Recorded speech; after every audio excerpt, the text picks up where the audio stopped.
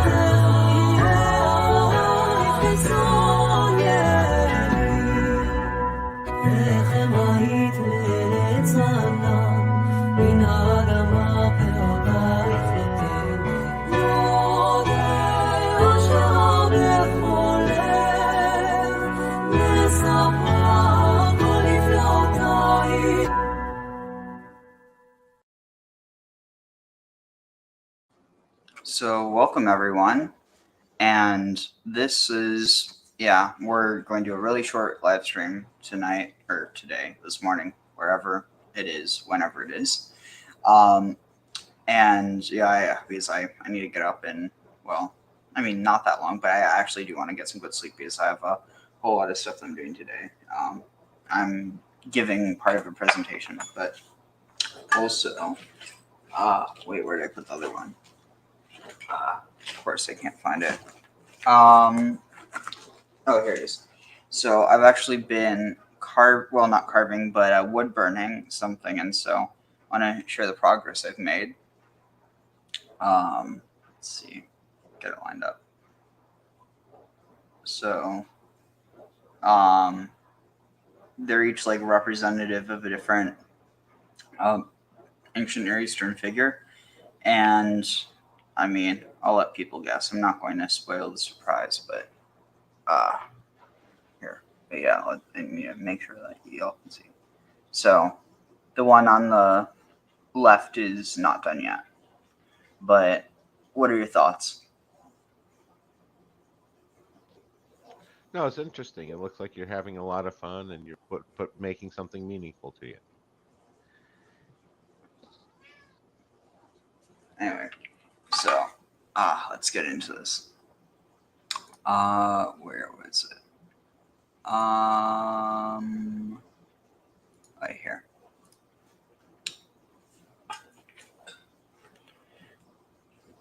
Where is it?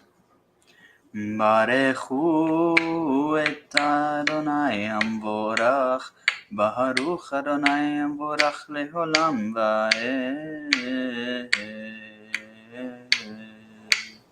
Wait. Yeah. Sorry.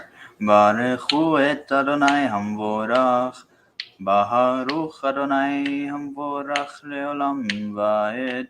Baruch atah Adonai Eloheinu melech haolam, asher avachad banu mikol ha'amim v'natan lanu et torato. Baruch atah Adonai noten haTorah. Right. ועשית מנורת זהב טהור מקשה, תעשה המנורה 𤤕𤓃𝐅𝐼 וקנה גביעיה כפתוריה ופרחיה ממנה יהיו, ושישה כהנים יוצאים מצידיה, שלושה קני מנורת מצידה אחד, ושלושה קני מנורת מצידה השני, שלושה גביעים משוקדים בקנה, האחד כפתור ופרח, ושלושה גביעים משוקדים בקנה האחד, כפתור ופרח, כן לששת הקנים היוצאים מן המנורה. ובמנורה 4 גביעים משוקדים, כפתוריה ופרחיה, וכפתור תחת שני הקנים ממנה, וכפתור, yeah, these are all kaftor, sorry, not kaftor. וכפתור תחת שני הקנים וכפתור תחת שני הקנים ממנה, וכפתור תחת שני הקנים ממנה, לששת הקנים היוצאים מן המנורה, כפתוריהם וקנותיה ממנה יהיו כולה מקשה אחת זהב טהור, ועשית את נרותיה 7, והעלה את נרותיה, והאירה לעבר פניה, ומלקחיה ומחטותיה זהב טהור, כיכר זהב טהור יעשה אותה את כל הכלים האלה, וראה ועשה בתבניתם אשר אתה מראה בהר. Alright, so we start off at 31. So, and you shall make a menorah of pure gold, like hammered out hard. You shall make it hammered out. You shall make the menorah hammered out. 𤤕𤓃𝐅𝐼. Like you shall make the hammer. Oh, it says of hammered work. What's this say? This little star. Well, it doesn't. Besifrei Sepharad ve'Ashkenazi teaseh. So apparently they say it as teaseh instead of teaseh. Anyway, so basically, so it's make a menorah of hammered work, or like hammer out the menorah. 𤤕𝓃𝐅𝐼. Her side. Her side. Wait, and a its side and its kana. It says shaft, I think, but literally it's stalk. Yeah, it's stalk. So it's side and it's stalk. Or her side. Sorry, her side and her stalk. So yeah. 𤤕𤓅𝐄𝐄. This would be cups. Her cups. 𝐕𝐓𝐴. Her bulbs, capitals of a pillar. This would be a bulb. This would have to be bulbs because this is very clearly. Oh, interesting. So 𝐕𝐓𝐴 is crown. It makes sense. Yeah, because the root would be keter. At least that's what they're deriving it from. But original home of the Philistines, perhaps on the southeast coast of Asia Minor, maybe in Egypt or close by, or more probably on the island of Crete. It's kind of interesting. But anyway, her bulbs and her flowers. Oh, this is calyxes. Okay, interesting. I mean, it makes sense. Bulbs, bulbs. Calyxes are bulbs. So yeah. So her cups and her calyxes and her flowers from her, they will be made of like pure gold of hammered work. So that's all one.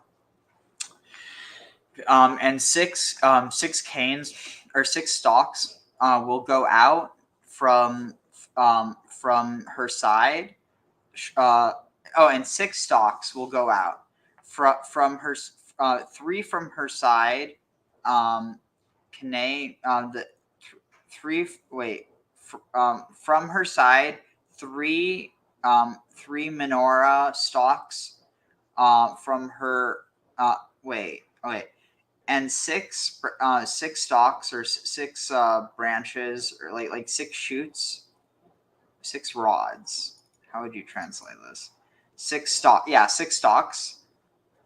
Six stalks go out from her side.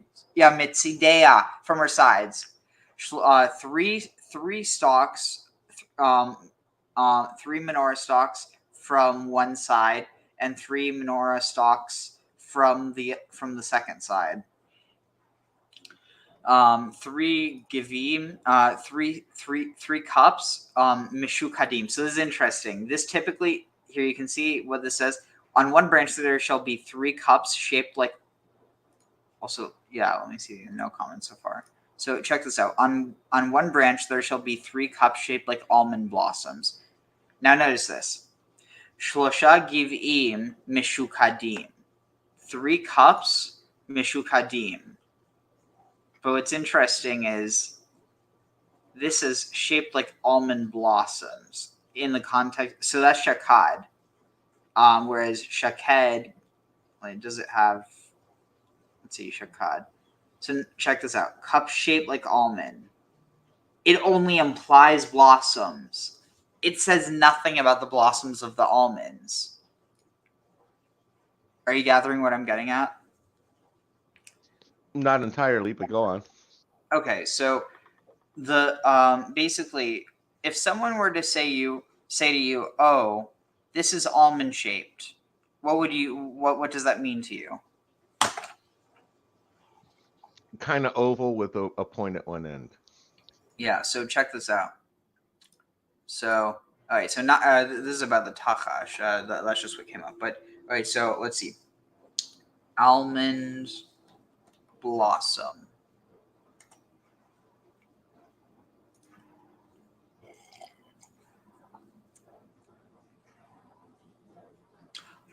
Oh, interesting. Are you thinking what I'm thinking? Oh, wait. I don't know if you can see this. I'm not sure what you're thinking.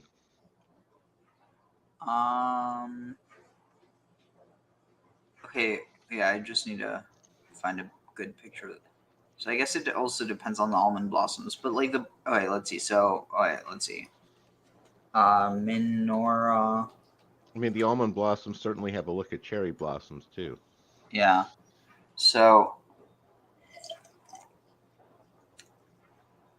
So, I mean, look at this. Here within all these different designs, you can see they're kind of, some of them, they'll incorporate the blossoms, but they don't actually have, because you can't make, it's like, how are you supposed to make, how are you supposed to make the cups actually that shape? And so what's interesting is, let's see. Okay, here. What's this say? Where's the flower knob? Okay, so anyway, so the Assyrian tree of life. Well, there's a lot of resemblance between that and the menorah, definitely. So basically, this is what I'm proposing, and it's pretty much pretty clear at this point that, here, let's open this up.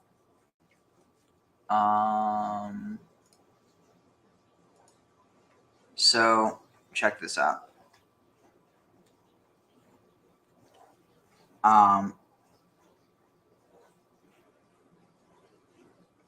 Let's see. Is this actually, hold on. Let me find a better one. Oh yeah, so these are just recreations. Yeah, so that is a recreation of. I just want to be sure. So this is like the drawing of it, but this is based on an actual stone inscription that they found. But so this is what almond shaped is, right? And these are very clearly not almonds, because almonds do not grow like this, right? Well, I guess not. I've never actually seen almonds grow. Ah, fair point. But like these would be some giant almonds, is my point. And then here you have the seven leaves, seven petaled leaf. But if we just look at that, go back to this. So, and the three of the cups, or the cups, because this is talking about 3 on each side. So there's 6 total. So 𝐕𤓓𐤅𐤄, cup shaped like almond, and then here it implies blossoms, because if it, let's see, where else is it used? 3. Okay, so it's only ever used to describe the cups. But the point is that I think that it's very likely that this let's see, yeah, here you can see shaked. The word that shakad refers to is the almond, the nut. It can also refer to the tree, but it never directly implies the flower.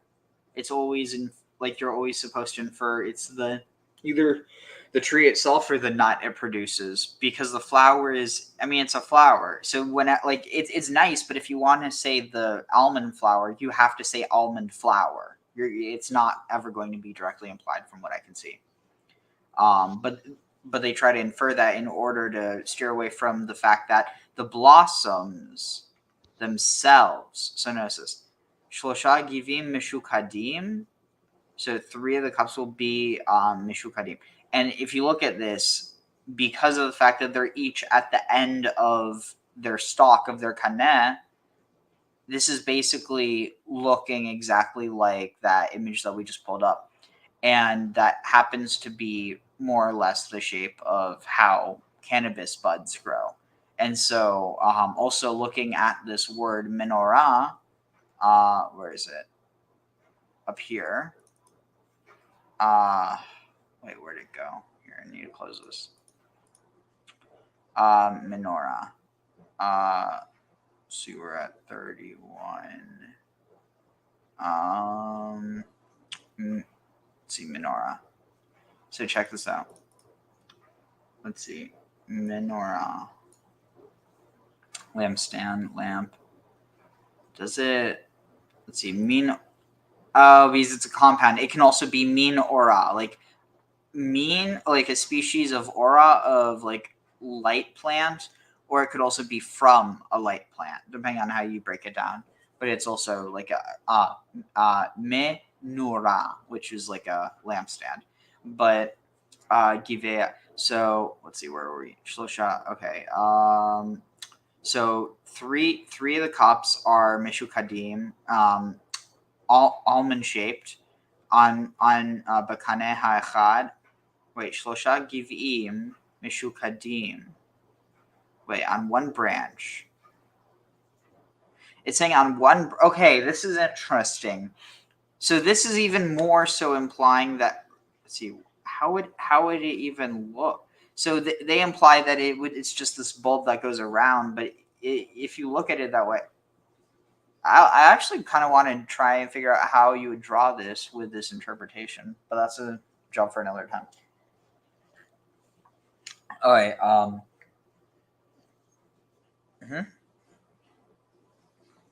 Wait, where is this? Okay, so three cups will be shaped, will be almond shaped on one.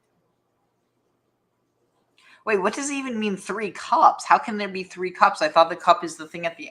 I'm not going to try to understand. Okay, 3 cups. What they're talking about with cups is that's the cups that you're burning the oil in. Yeah, but isn't there only 1 cup on each end? What they're saying is 3 cups on each side. Each side. No. It says on each branch, and there's 3 branches. Okay. This is on one branch. Shlosha 𤤕𤓅 mishukadim. So there will be 3 cups mishukadim that are almond shaped, bakane ha'echad, on one stalk. Kaftor v'perach sholosha 𤤕𤓅. A calyx and flower and shlosha 𤤕𤓅, and 3 cups. So you have the cup, a flower, and a calyx. So, interesting. Yeah, it looks like 3 flower setups for each of what's normally the candle. That's what it's saying. So it says mishukadim bakane ha'echad. So it almost seems to be implying. Okay, so 3 cups shaped like almond blossoms, each with calyx and petals, and but literally, so kaftor v'perach v'shlosha 𤤕𤓅. Oh, it's saying the shlosha 𤤕𤓅 are meshukadim. So this bakane ha'echad kaftor v'perach. There shall be a calyx and a flower. Thus, one second, I'm just trying to see what was this. Thus, lasheshet. Thus it shall be for 6 of the branches that go out from the menorah. I'm going to look up some commentary because this is so confusing.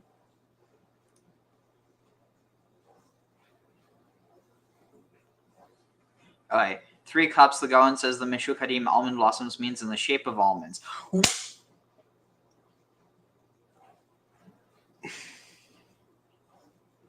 Wow.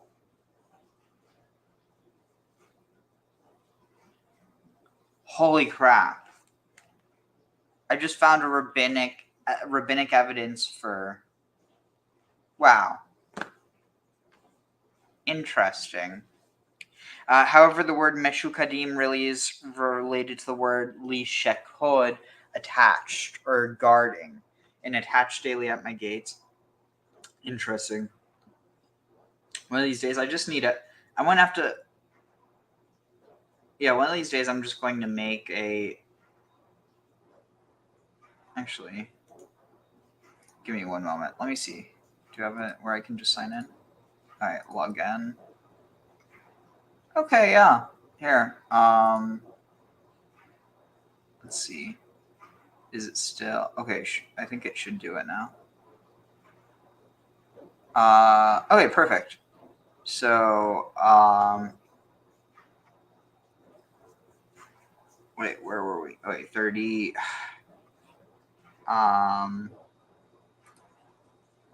Okay, it was down here. Okay, so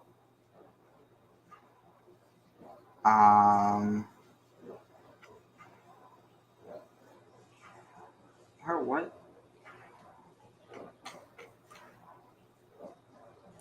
Was it here? Interesting. If it's here, I don't think I. Wait.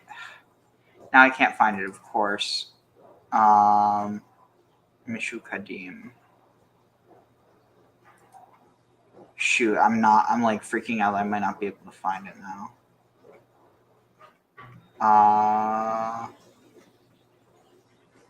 Okay, it was 35. There were 35.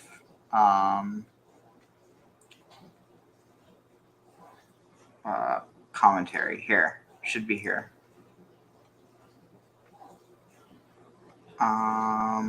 Right here. Add to sheet. Oh, interesting. I already did that. Okay, sweet. Add to sheet. Perfect. So anytime I find, I might forget about this. So please do me a favor. If I ever find something fascinating to me like this, where I'm like, wow, I'm so glad I found this, please tell me to add it to that form. I will do so. Thanks. One of these days, I'm going to bust it out in front of my rabbi. He's going to be like, okay, I was not prepared for this. Let's see. Okay, shlosha givim, hollow, similar to a cup. These made it appear as if the center shaft was full of holes. Mishukadim, almond shaped, protruding in the outer walls of these cup-shaped ornaments. The author describes jewelry in his time that was constructed in a similar fashion. Something this editor is not familiar with. Add to sheet. Boom. I love this. Oh, but dang it, I have to go back each time. It's a small price to pay for perfection. All right. The knobs and flowers alternate with one another at halfway up the arms of the lampstand. Mishu Kadim understood this as the Targum has it, Metzairin Chesed. They were modeled in the way that is done on gold and silver vessels, a kind of work called in Old French nielier.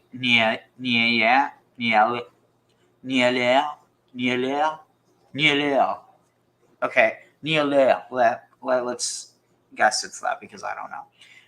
Shlosha givim, 3 goblets projecting from each branch. Kaftor v'perach, and a knob and a flower on each branch. Each on each branch was also on each branch. Likewise on 6 branches, menorah. Seeing that, okay. Wait, is this Torah? This might actually be it. Okay, let's just move on. So,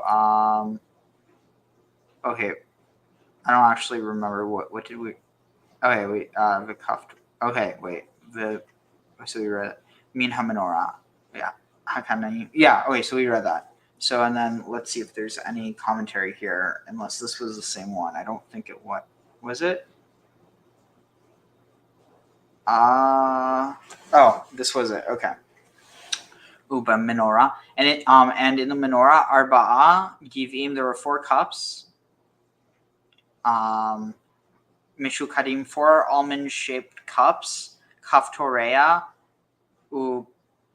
perachea, and her calyxes and her blossoms.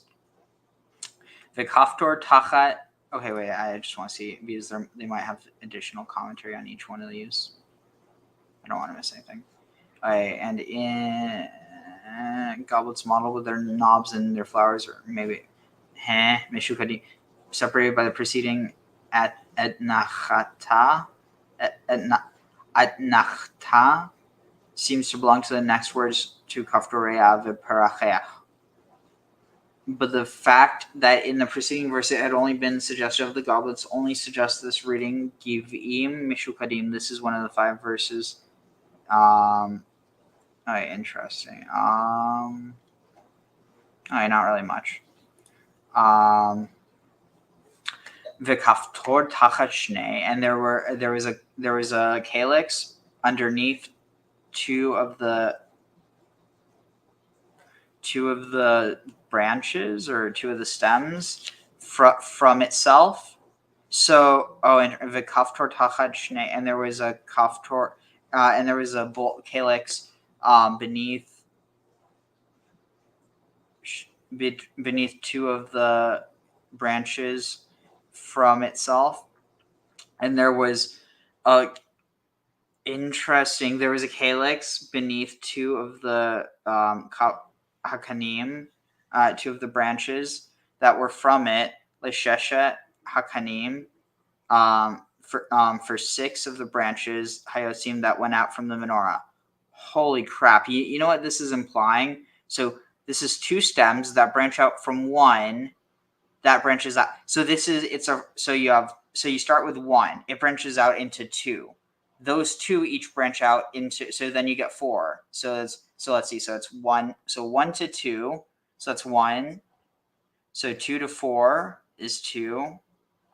4 to is that 12 now? No, you're multiplying that by 4 at this point. What would it be? Is that no?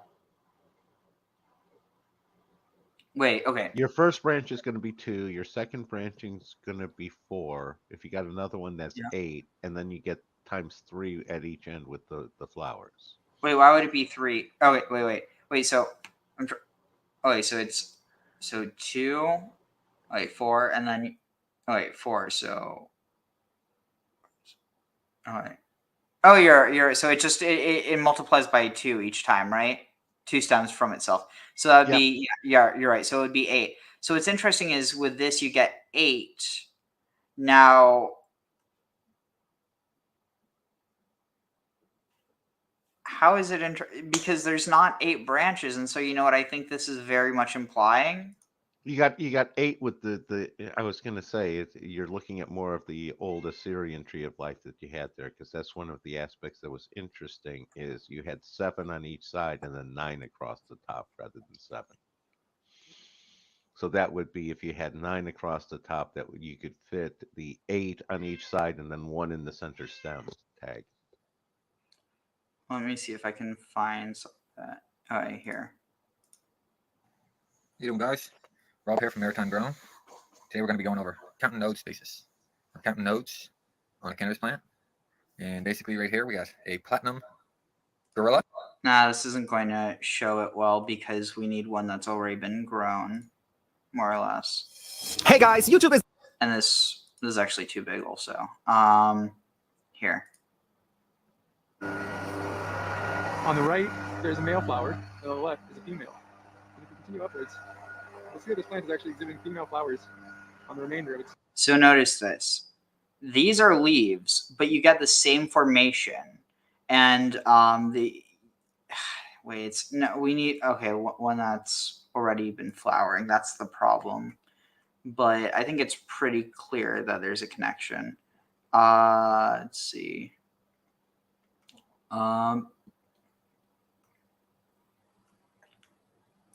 Here. branch right there. And this is called the node, the fork, where the leaf hits the stalk there, and that's the internode. And so what you're going to do, just pull this flag back, look right behind it, you're going to be looking for these 2 white hairs, or sometimes it's just... Yeah, I'm just going to look specifically for, let's see, cannabis nodes.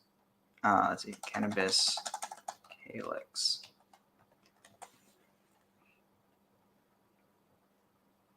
Here. This is what I was looking. Hey, people, it's Dr. Bacon, and I just wanted to share with you a little pollen sack I just came across. I was checking on the ladies, the sun is setting, and I was looking at these new flowers. I was just admiring how fast these are developing, and definitely how the staking is contributing to really fast flower growth. Here is a nice example of a female pod there, and I just did find a male.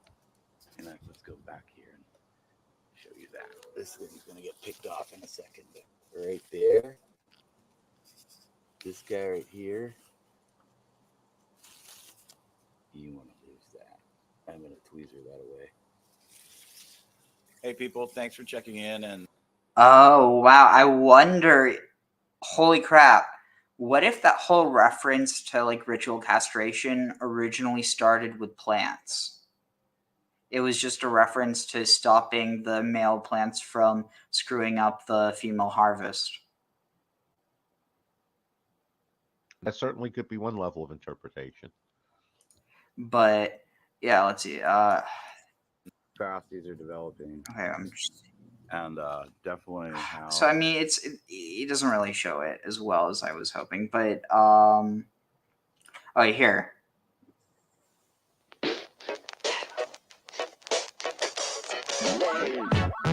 So the thing is, if you let the text go, then each of these like what are stems will eventually turn into branches, and so I think that's what it's here. Look, so you have the calyx. That's what tells you it's the.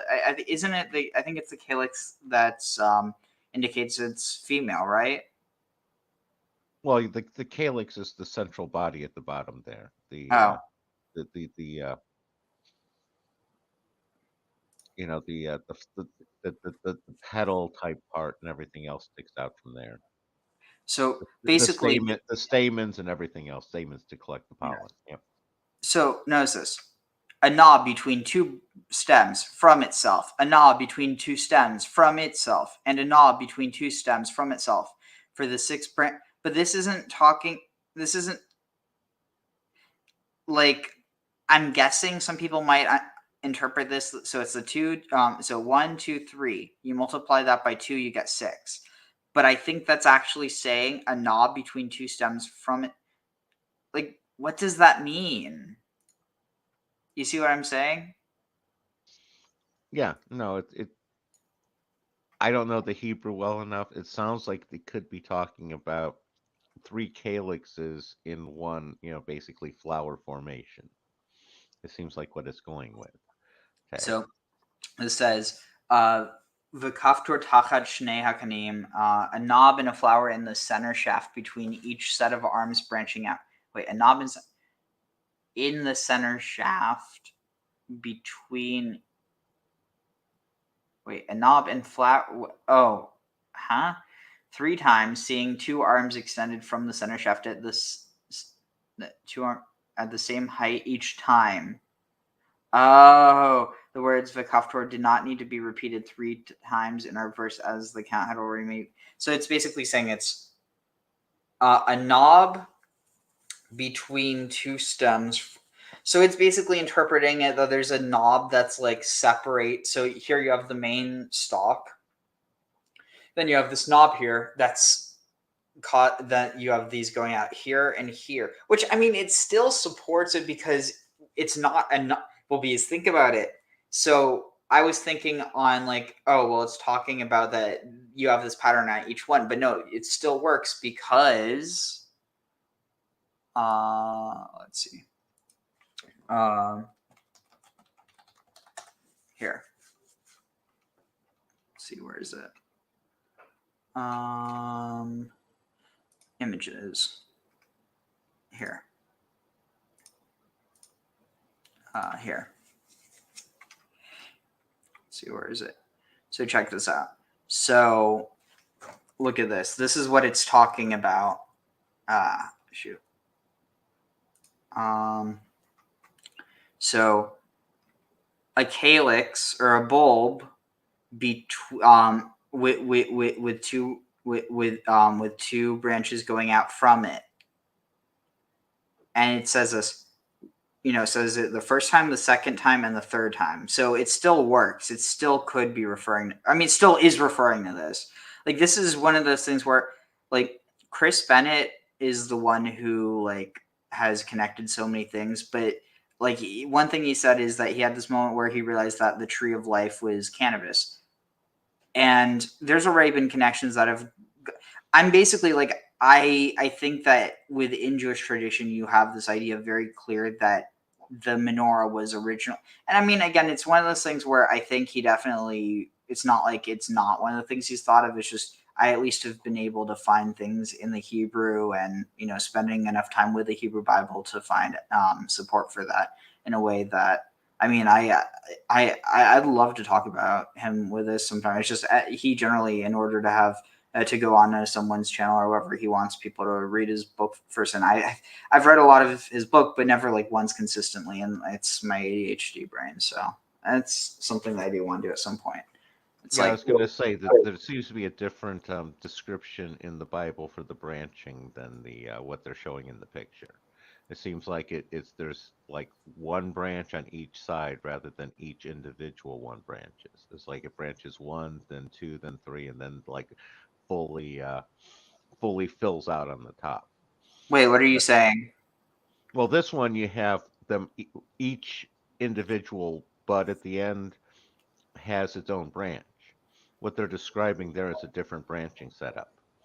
It's like No, instead of how it's, how so?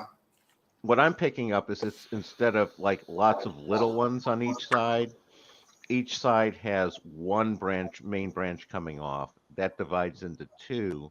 Those two divide into four, and then you have it at the top, as opposed to all of them just shooting out like that. No, that's what I was originally saying. That's what I was originally thinking, that it was like, so you have it like you have one branch that then goes off into two. Those two go off into like, Right. but no, this is what the tradition is saying it is. Well, you have what tradition says, and then you have what the Bible says, and those often No, come into conflict. Well, I'm no, just saying that does happen, but no, but what I'm saying is that there's what the Bible says, and there's different ways of interpreting it, but the tradition is based on what's written. It doesn't conflict with it at all. Like looking at it that way, and there was a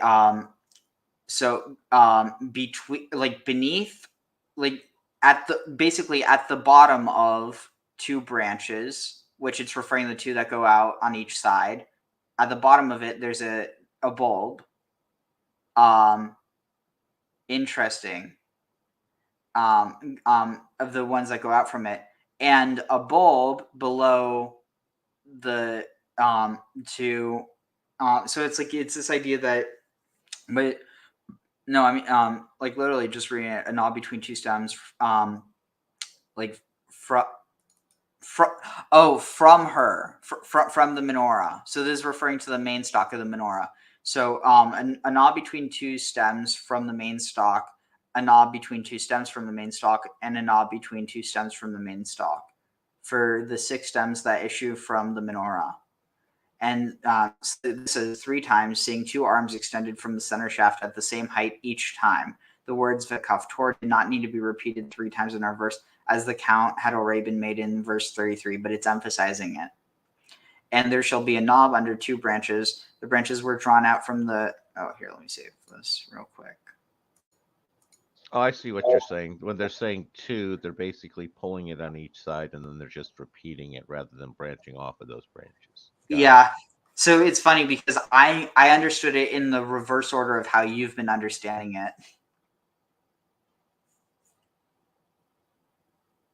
Like originally I was thinking how you were thinking now, or like you know when you were confused, and then but it's interesting because I guess that's what I was saying. I wanted to try to figure out how it would look if you try to draw it the other way, but for another time.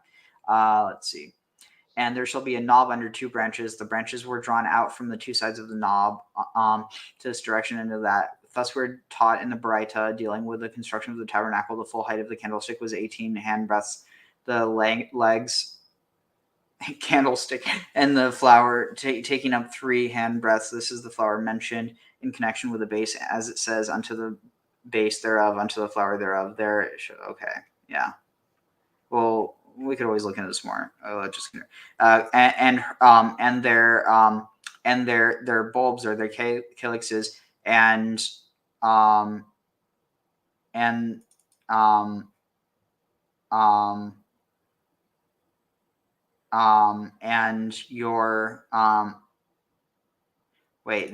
their calyxes and your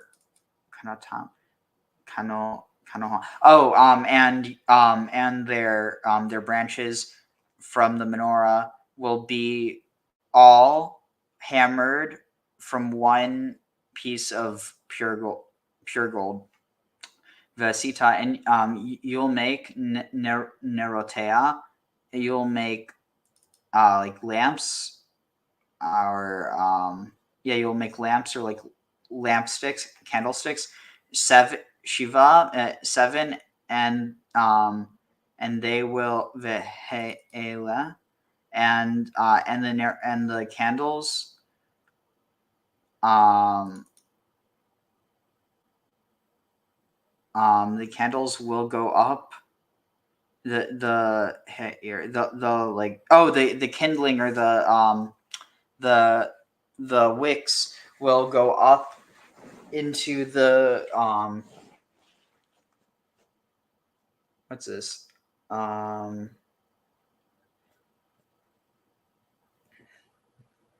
don't even know what it was saying. The lamp wicks will go up into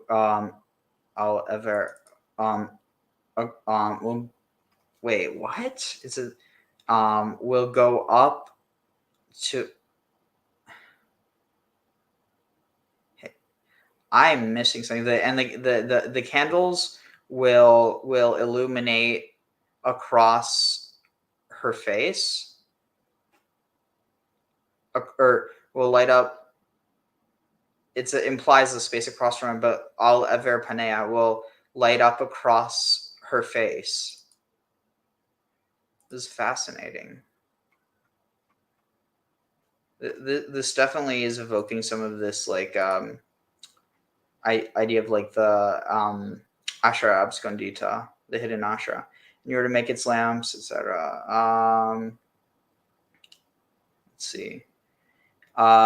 It's lamp 7. This was to symbolize the 7 days of the week, as well as the 7 zodiac constellations that provide illumination. Interesting. Add. Commentary.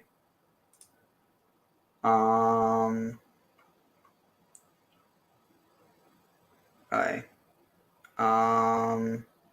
He shall light the priest as no one else was in there. Okay, not that interesting. It will illuminate. Let's see. What's it say about Panea?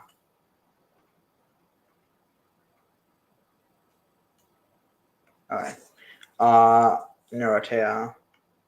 To little bowls in which both the oil and the wick would be placed. He, the lamps, as to give light on its front side. Its lamps. Give light over against it. I don't know. It's confusing. Okay, who's this from? Please tell me it's not someone I like for now. This means the lights both on the right. Enlightenment. This lessons are okay. Dang it. Okay. The reason that there were lights on both the right side of the center shaft as well as the left side is the purpose of enlightenment expresses itself both in gaining theoretical knowledge, ethical imperatives, but no less so in the practical application of such lessons learned. Both must be placed in the service of the Ner HaMa'aravi, the light from the center shaft, the one which faces the Shekhinah directly. Only the focusing on our spiritual goal ensures that the 6 lights on the various arms will continue to burn without hindrance. The thought we just try to portray is expressed in Numbers 8:2-4. When you kindle the lamps toward the face of the menorah, shall the 7 lamps cast light. This is the symbolism contained in the words, you shall make the menorah hammered. In spite of what appears to be a multiplicity of lights emanating from this menorah, their function is singular, one of unification, just as a menorah from which they emanate was cast out of a single chunk of gold, something unified.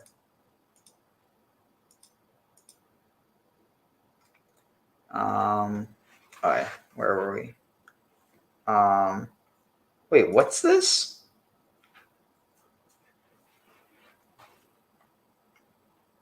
I'm going to have to take a picture of this because I can't go into this enough. No, all right. Shoot. Dang it. We're just going to move on. V'malkachea, and her tongs, her snuffers for lamps in temple, her tongs, v'machtotea, and her fire holders, censers, fire pan, like her incense holder, maybe incense tray, will be of pure gold. Because from a weight or a talent of gold, of pure gold, you shall make her, or you are to make it. All the vessels you were to make for her all these vessels, and behold, or see, and make, but betavnitam, make in their buildings, or in their constructions, like in their patterns, in their designs, as you have seen, or you have been allowed to see on the mountain. All right, and then let me see how much more we have, because we're just going to speed this up. But any thoughts on this? I mean, I think it's pretty clear this is a reference to cannabis, right? Well, I think that's one of the many levels of interpretation you can go with it. I certainly think that that's a valid level. Is there another plant that you think fits it better? Well, you also have a spiritual level of interpretation. There are other levels of interpretation you can bring.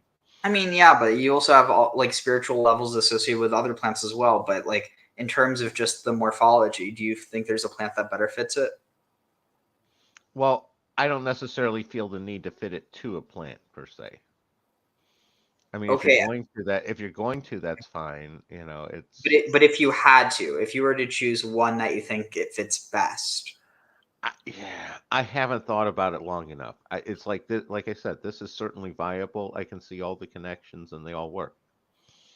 You know, I don't necessarily know how, say, an acacia bush shaped in the right way wouldn't also qualify. I haven't explored any of the other options. True. Okay. Good point. It's one of those things where I think it would be interesting to talk with someone who knows a bit more about botany, see what they would think. Oh, definitely. You know, that's what I'm saying there is I can sit there and see the solid connections on this one, but if you ask me to compare it to other plants, I haven't looked at it for other plants, so I'm kind of ignorant on that front. Okay. We have the specific, tikkun that goes through the midst of them. This is designated with a different article because it's associated with the escrow of Abraham. The cherubim has cherubim is because it's associated with the shittim that Yaakov himself made. Okay. So hopefully that should answer any questions that are brought up. So what about Yitzhak? So far we have Abraham involved in the Mishkan, Yitzhak or Yaakov involved in the Mishkan. What about Yitzhak? Well, regarding Yitzhak, the Midrash teaches that the Mishkan was inaugurated on Chodesh Nisan. And we do know that's true because in Parshah Shmini, right before the inauguration of the Mishkan, which takes place on the 8th day, and that corresponds to the 7 days of Aharon and his sons being quarantined or consecrated, if you like, for 7 days at the end of Parshah Sav, that on the 8th day they would inaugurate, which is the first of the month of Nisan. Well, the Midrash tells us that the reason why Chodesh Nisan was selected is because it corresponded to the birth of Yitzhak Avinu. And this is also brought down to Midrash Terumah to Parshah Terumah, Siman 11. It says over there, it says, how many months was the work of the Mishkan completed? Rav Shmuel bar Nachman says, in 3 months the work of the Mishkan was completed, Tishrei, Mar Cheshvan, and Kislev. Then it laid in its disassembled state during Tevet, Shivat, and Adar. It says afterwards, then on the first day of Nisan, it was erected, as is stated, and it's quoting here from Parshah Terumah, Bayom HaChodesh HaRishon Be'echad HaChodesh Takim Et Mishkan Ohel Moed. On the first day of the month, of the first new moon, on the first of the month, you shall erect the Mishkan of the Ohel Moed, or the Tent of Meeting. The Midrash goes on to say afterwards in the following passage, Rav Chanina says, the work of the Mishkan was completed on the first of Adar. Well, why? Because work which can be done in 1 day during the summer takes 2 days during the winter. And this concurs with Rav Shmuel bar Nachmani, who said that the Mishkan was made in 3 months. Okay, lama lo amad miyad. Then why was it not erected immediately? Well, because the Holy One, blessed be He, planned to combine the joy of the Mishkan with the joy of the day on which Yitzhak Avinu was born. Where Yitzhak was born in the first of Nisan. So the Holy One, blessed be He says that I'm going to combine your happy occasion with the another happy occasion. So in other words, the joy of inaugurating the Mishkan is associated with the joy of the day on which the birth of Yitzhak Avinu. Okay, fascinating. So what is the significance of constructing the Mishkan from material that's associated with Abraham, Yitzhak, and Yaakov, with the Avot? The Ramban Nachmanides, in his Hakdama, his introduction to the Chumash Shemot, the book of Exodus, he explains the concept of what is called Masei Avot Simin Labanim, that the actions of the fathers are signs of the children. In other words, whatever events that the fathers went through, eventually their sons will go through it as well, that the future proves the past. So many events that transpired in the Torah, we know came to pass in the future. For example, the sin of Sinach Chinam, based on hatred that exists between Jews and Jews, originated with Yaakov, or not Yaakov, but Yosef and his brothers who despised him. Ancient Jewish symbol, pure gold and in the likeness of an almond tree. The lampstand's first appearance in scripture is in the tabernacle, the portable temple the Israelites traveled with after they left Egypt, older even than the Star of David. The menorah's 7 branches symbolize the 7 days of creation. The menorah is an iconic ancient Jewish symbol, pure gold and in the likeness of an almond tree. The lampstand's first appearance in scripture is in the tabernacle, the portable temple the Israelites traveled with after they left Egypt, older even than the Star of David. The menorah's 7 branches symbolize the 7 days of creation and embody the Jewish mission to be a light unto the nations. From the temples and the miracle of the oil to the Arch of Titus and the Vatican's basement, the 7-branched candelabra has quite the peculiar legacy. Now the emblem of the modern state of Israel, the lampstand remains a powerful symbol of Jewish identity. There's just one question: where is it? What happened to this religious vessel, and why do some people believe the Vatican is hiding it? Moses' menorah moved into King Solomon's temple sometime between 967 and 961 BCE, where it stayed for almost 400 years. Babylonian king Nebuchadnezzar II looted the temple when he destroyed Jerusalem in 586 BCE, and the menorah disappeared. Some say it's awaiting discovery in Jerusalem, but it was most likely melted down for gold. A new lampstand was placed in the Second Temple in 438 BCE, where the high priest ensured the flames flickered 24/7. That is, until the Seleucid Empire desecrated the temple during the Maccabean revolt, and the menorah was stolen once again. Following the Maccabees' victory against the Seleucids, they used a temporary iron menorah to rededicate the temple before a new gold menorah could be made. Tradition has it that a 1-day supply of olive oil lasted the lamp for 8 nights. And while it's impossible to fact-check that miracle, we can try putting one of the greatest menorah conspiracy theories to the test.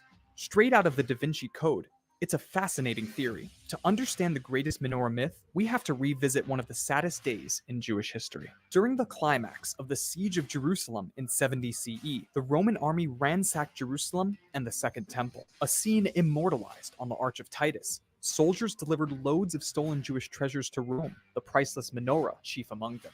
Flavius Josephus, a 1st-century Jewish historian, witnessed the triumphal victory march and recorded the spoils of war housed in Rome's Temple of Peace. According to Jewish tradition, Rabbi Shimon Bar Yochai was the second eyewitness to place the menorah in Rome. The Wait. Temple of Peace burned down Temple over a of Peace? century later in 190. I wonder, is it like the American Ministry, or I mean the Department of Defense? Get it? What, you mean like the end of Raiders of the Lost Ark? No. The joke is that the Temple of Peace is actually the Temple of War, because that's where they're storing their war gains, and the Department of Defense is actually the Department of War. Yeah, okay. No, I wasn't getting where you're going, but I can see that connection. Good one. Tag. Or the Ministry of Truth. 2 CE, and that Because they're telling the truth. Obviously, there is no Ministry of Truth, but if there was, when the theories Or like kick the Central Intelligence Administration. oh yeah, how they can be pretty dumb. Yep. Or how they're not centralized. Pretty much all of it, and they don't really administrate much of anything. Oh, and they don't have much of an agency. Like they basically give over their agency to the agency. Yep. One medieval legend claims that before the Temple of Peace was destroyed, Roman Jews snatched the menorah and buried it at the bottom of the Tiber River. Other theories suggest that the menorah somehow survived the Temple of Peace. One has it that the Visigoths stole it when they sacked Rome in 410 CE. According to the ancient historian Procopius of Caesarea, it was buried with their king Alaric. An intriguing theory, but not what most historians believe to be the case. Cue the 455 sacking of Rome. According to Byzantine historian Theophanes the Confessor, decades after the Visigoths trashed Rome, the Vandals looted the menorah from a church and brought it to Carthage in North Africa. Before long, in 534 CE, the Byzantine army joined this hot potato menorah game and stole the Jewish treasure from Carthage on the orders of Emperor Justinian in Constantinople. Here's where the history gets tricky. Procopius recorded that a Jewish man warned the emperor's advisor that the temple vessels were cursed because they were taken from Jerusalem. He had a point. Every city that housed the menorah was destroyed. Totally spooked, Justinian came up with a plan. He would move the menorah from the Great Palace of Constantinople and store it in the Nea Church in Byzantine Jerusalem. Techel mani usarfin, or you know what I'm talking about. What is the Aramaic phrase? It's let's see. Let's see. Tekel tekel mene ufarsin. No, mene tekel ufarsin or uparsin. Yeah, mene tekel ufarsin. It was this, what's the mene?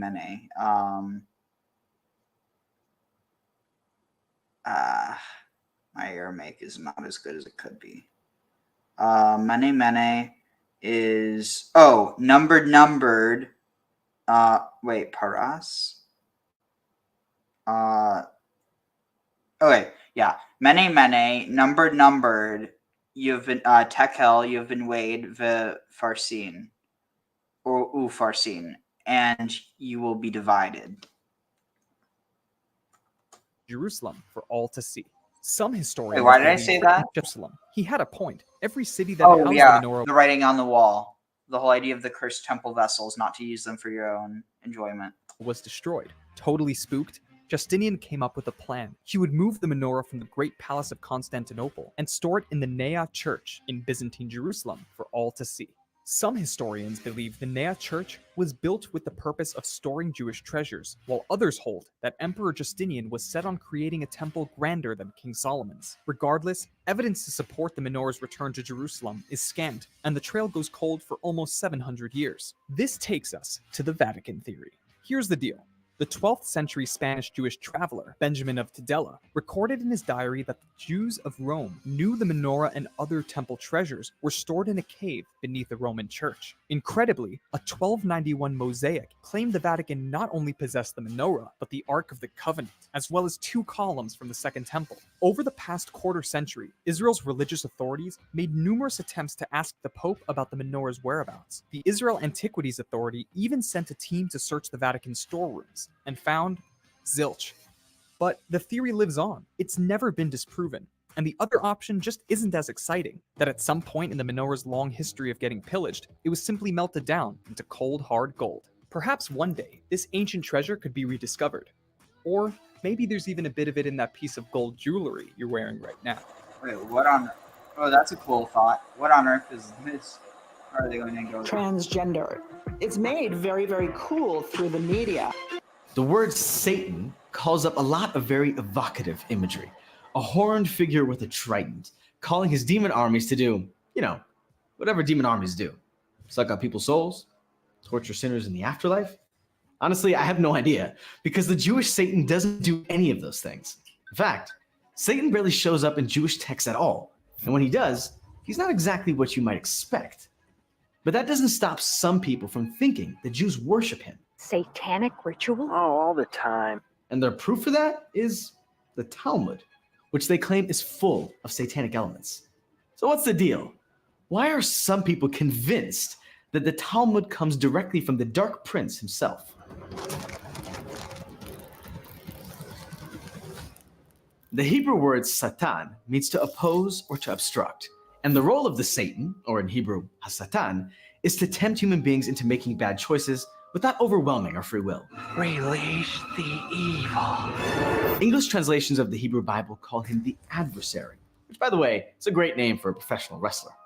In Judaism, Satan isn't a fallen angel or a supernatural force. He represents a concept, the internal temptation to do the wrong thing. So the idea that we worship him is pretty absurd. And the idea that the Talmud of all things proves this so-called satanic relationship is honestly laughable.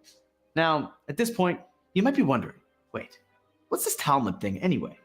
Well, the short answer is that it's a book of arguments about the best way to observe. Hey, Avi, what's up?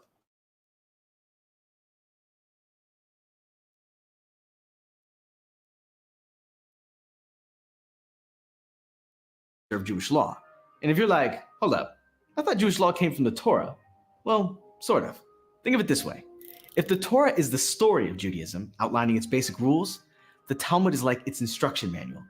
It's chatty, argumentative, digressive instruction manual that goes on for 63 volumes with many, many footnotes written in a kind of shorthand in Aramaic. So unless you spent years studying it, it's totally incomprehensible and mysterious. Thousands of Jews around the world study the Talmud every day, one dense, double-sided page at a time. And when they're done with all 63 volumes, which takes more than 7 years, by the way, they start all over again. It's the world's largest and most esoteric book club, featuring hundreds of years worth of arguments about the minutiae of Jewish law. For example, debating precisely how to keep Shabbat. It's hard to think of anything less satanic. Unless, of course, you have a bone to pick with the rabbis. Then you might be motivated to make up some spicy lies about the book they spend all their time studying. You see where I'm going with this? So who was the first to make up the lie the Talmud is satanic? That would be Nicholas Donat. He's the villain in our story. Our Satan, if you will. Nick was born in France at the turn of the 13th century, though that wasn't always his name, because Nick was born Jewish. To be honest, Nick had an even harder time than most Jews. He was always challenging the rabbis. He wanted to follow the Bible literally. They were like, we don't do that. Eventually, their fight grew so bitter that the Jewish community excommunicated him in a humiliating spectacle in front of the entire congregation. For over a decade, Donnan lived a lonely life, a Jew without a community, until he found the Franciscans. They were looking for converts. He was looking for revenge. It was the perfect match. You probably already know that the Jews didn't always have the coziest relationship to the Catholic Church. By which I mean, the Catholic Church was one of the primary reasons that being Jewish in medieval Europe was so unpleasant. By the time Nick Donnan found the Franciscans, the Crusades were in full swing. And one of his first acts as a newly minted Catholic was encouraging the Crusaders to give the Jews of France a choice: convert or die. He was like, okay, now that I'm Christian, so who wants to persecute some Jews? He's like, I'm not a Jew anymore, so you guys can't persecute me. And the funny thing is that at the end of the day, I mean, he probably could have, well, actually, it's not funny. He could have probably just as easily not done that shit and, you know, just been a zealous Christian in another way, you know, that didn't involve hating Jews, and he would have just been seen as a, but again, you know, it's possible the internal politics. It's like, oh, you know, prove you're really not a Jew by helping us. It's like one of those things where it's, you know, it's like, oh, if you're not, you know, prove you're not a cop by smoking these illegal drugs. It's like, I mean, it's entirely possible that's the type of choice that he was given, but like realistically, there's just this type of, I don't know. I feel like if someone is that hateful, it doesn't really take much to get them to, they're just looking for an excuse rather than looking, like they're looking for a reason and an excuse rather than like getting the idea by being, I mean, it's one of those things where, of course, I guess you, but it's also one of those things where I feel like if you really were truly convicted about it, you could always just, you know, I don't know. I'm just, you know, was it Monday Night Quarterback? Yeah, you had a key word in there, and that's politics. And the fact is that hate tends to get much more mileage in politics than anything else. True. 500 chose baptism. 3,000 were murdered. Nick's anti-Jewish activism really took off in 1238 when he traveled to Rome to meet with the Pope. As the meme goes, one does not simply walk into the Pope's inner chambers. But Nick had a reason to meet with the most important man in the Christian world. He had to tell him about the Talmud. For centuries, church officials pored over the Hebrew Bible, trying to understand why the Jews refused to see the light and convert to Christianity. Why did so many cling so hard to this mysterious book that, to the church, seemed to be full of passages that confirmed Christian beliefs? Believe it or not, it's the Shabbos lunch cholent. That's what kept them clinging so hard. I'm joking. It's the fact that that Christianity is built off of Judaism, but in a way that Jews don't typically recognize. At least not like I mean, they might be like, it's one of those things where it's like, it could be like, oh, it's what's the word? It's fan fiction, but it doesn't mean that it has any bearing on the actual story. That's kind of how Jews view it. Now, here I thought it was church officials had the It's more so fan fiction, but ultimately it's one of those things where it just becomes expanded universe. inside scoop from a former Jew. It wasn't the Bible that was holding back the Jews from converting. It was the Talmud. Donnan arrived in Rome with 35 articles proving his claims. It didn't take much to convince the Pope that the Jews were up to no good. Immediately, he drew up a series of anti-Jewish policies, including an order to confiscate all copies of the Talmud so they could be examined. If Donan's charges were true, each copy would be burned. Remember, the printing press hadn't been invented yet, so it took months, if not years, to create a single copy of a single volume of the Talmud. Burning books is never a great look. But back in the 13th century, it wasn't just a symbolic act. It was an act of outright destruction.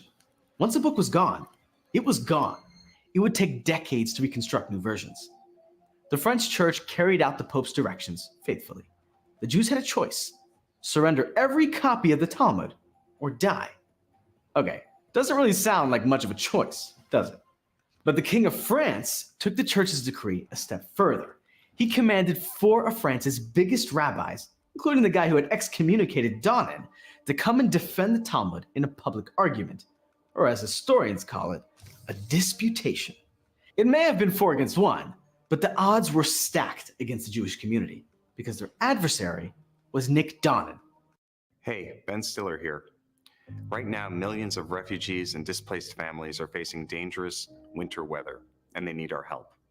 Imagine trying to survive the bitter cold without adequate shelter, clothes, or heat.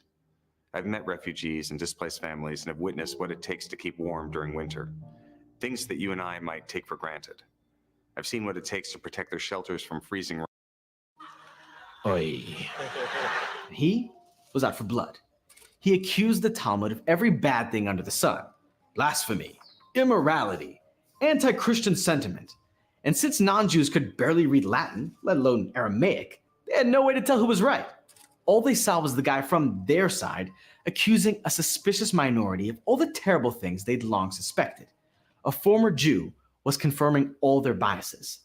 They knew there had to be a reason that the Jews hadn't seen the light and converted to Christianity. Here it was, clear as day. The Talmud. You know, it's basically the equivalent of when you have someone like, that's someone that they're like, oh, hello, I'm a Satanist and I believe all these things and this is how we're going to, bring back, all this crap. And you're basically handing the evangelicals what they want on a silver platter, which is that their enemy exists and that they have to destroy. Like, basically, it's creating a self-perpetuating prophecy, except in that case, you actually, if you believe that, then you're actually kind of screwing yourself over, unless you're just looking for engagement because you want people to go against you because that's why you're attracted to Satanism, not because you actually like the philosophy as much as you like the way that people are like repulsed by you. And again, it's one of those things where I don't think that Satanism is repulsive inherently.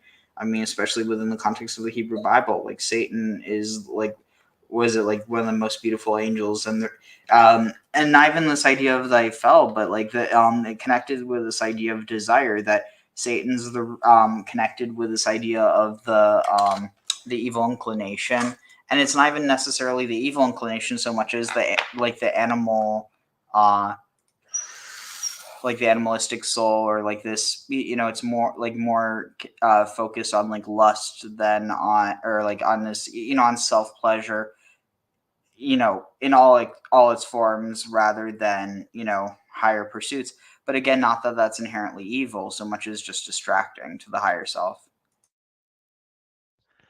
Yeah, I was going to say, so much depends on your definition of Satan. And some of this here is, you have to, consider that it's like Nicholas was pretty much in the turncoat. And this is a typical treatment of turncoats over over time, where the two sides are combating against each other, and when they get somebody to defect, it's very embracing, and they want to hear all the hidden secrets on the inside. And the turncoat, it's easy for them to just make up stuff and feed into it. Tag. Yeah, good old Nicholas Arnold. Let's see, where is it here? Talmud had been poisoning their minds with all sorts of anti-Christian blasphemy. Now, before I tell you the totally predictable ending to the story, I want to make something clear. The Talmud is anti-Christian in the sense that Jews aren't Christians. We don't accept Jesus as the savior of mankind. We don't believe in a Christian theology. In other words, the Talmud is a Jewish book. That's pretty much the extent of its so-called blasphemy. But Donnan cherry-picked a number of quotes about various figures named Jesus, which, by the way, was a very common name back in the day. He ripped them out of context and presented them as proof that Jews not only hate Christians, but are a demonic and antisocial threat to the world order. You can guess what happened next. Christian authorities carted away loads of Jewish texts and burned them in the public square. 10,000 handwritten volumes gone.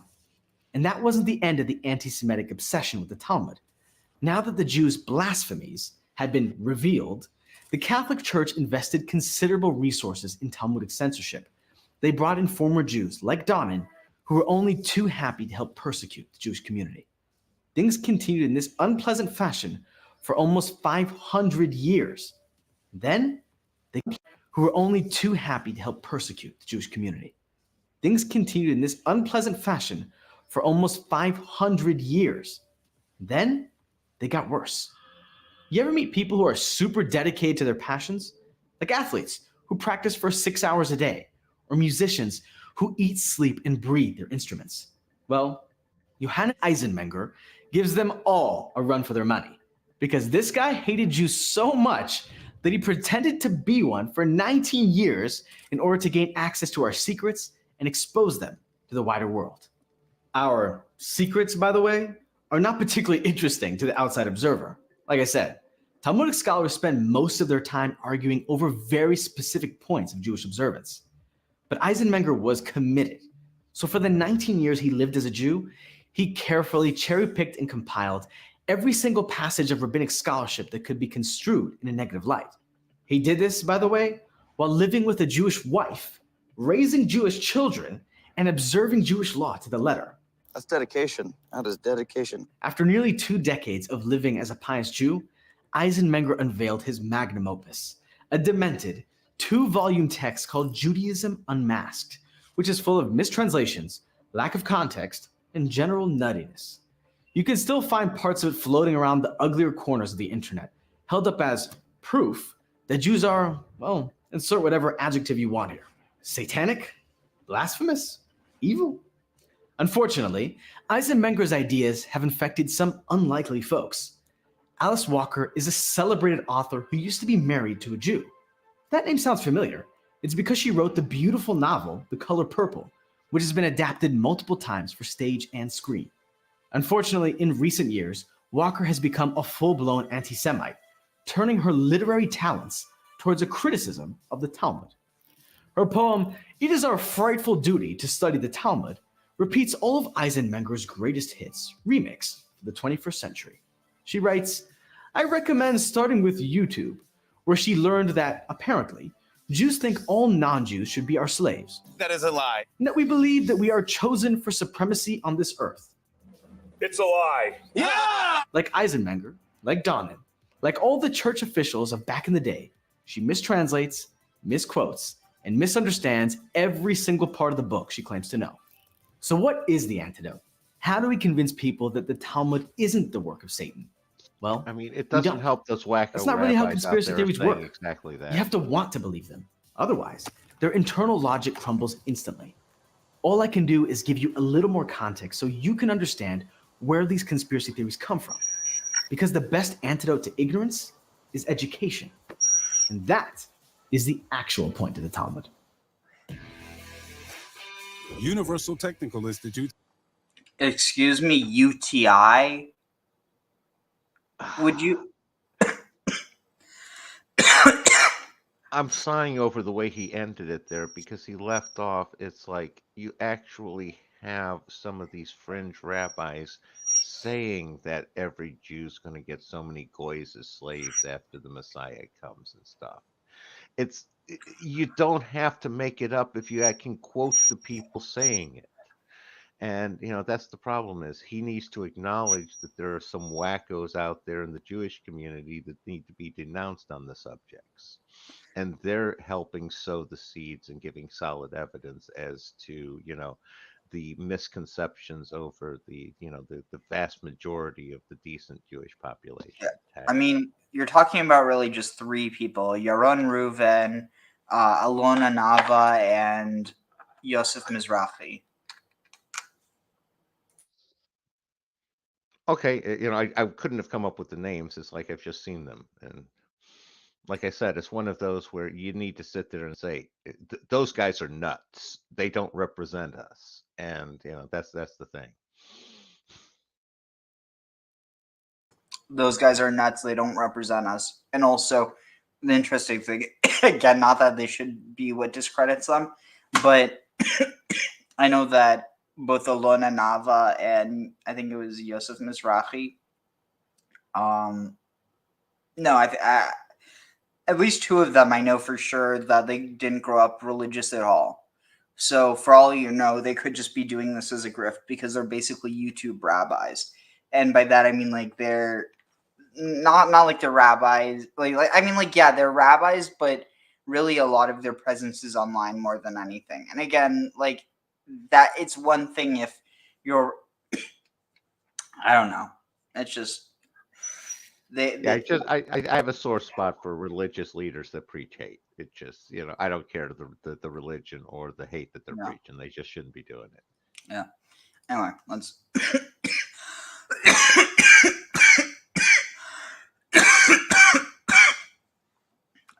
I'm good. All right.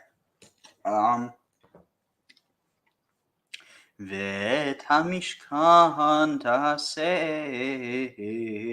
10 יריות 6 זר ותכלת It is mosh zar because you can see the kamatz is longer than the kamatz of the zayin. Oh, so cool. It is what called small Twisted. kamatz katan, which is like O.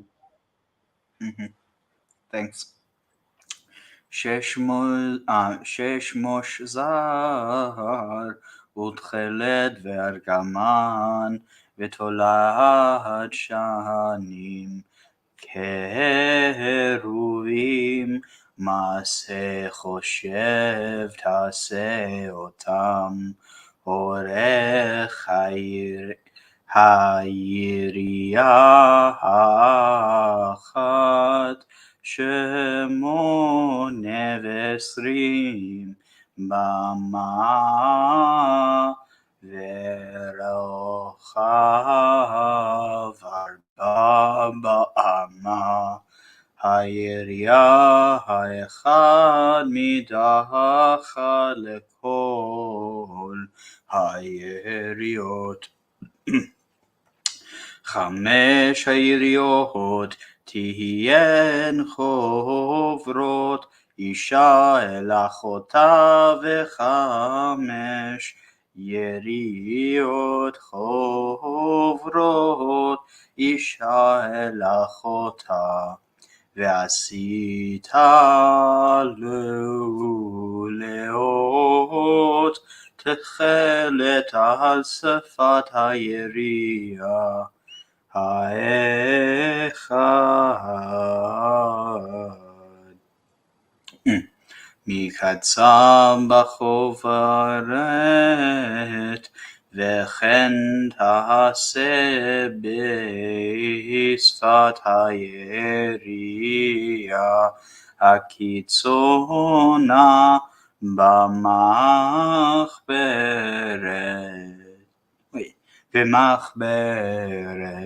השנית 50 לולאות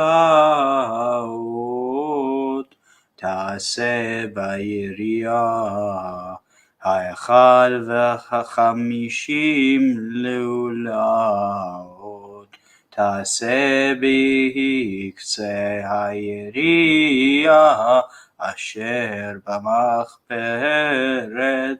השנית מקבילות הלולאות אישה אל אחותה ועשית 5 קרסי זהב וחיברת את היריות ישלח אותה בקרסים, ויח המשכן אחד. ועשית יריות עזים לאוהל על המשכן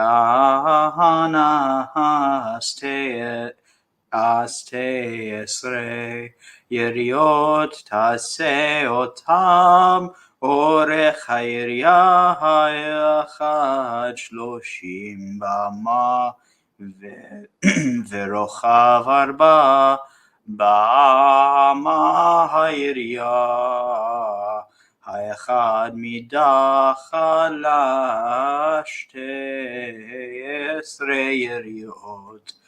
וחיברת את 5 היריות לבד, ואת 6 היריות לבד,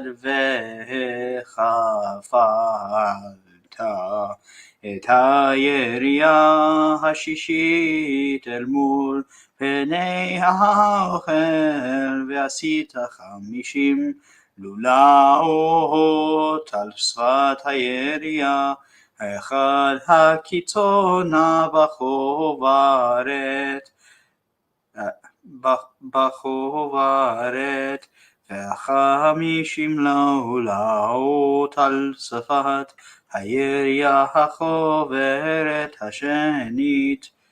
ועשית קרסי נחושת 50, וכבאות את הקרסים בלולאות, וחיברת את האוהל והיה אחד. וסרח העודף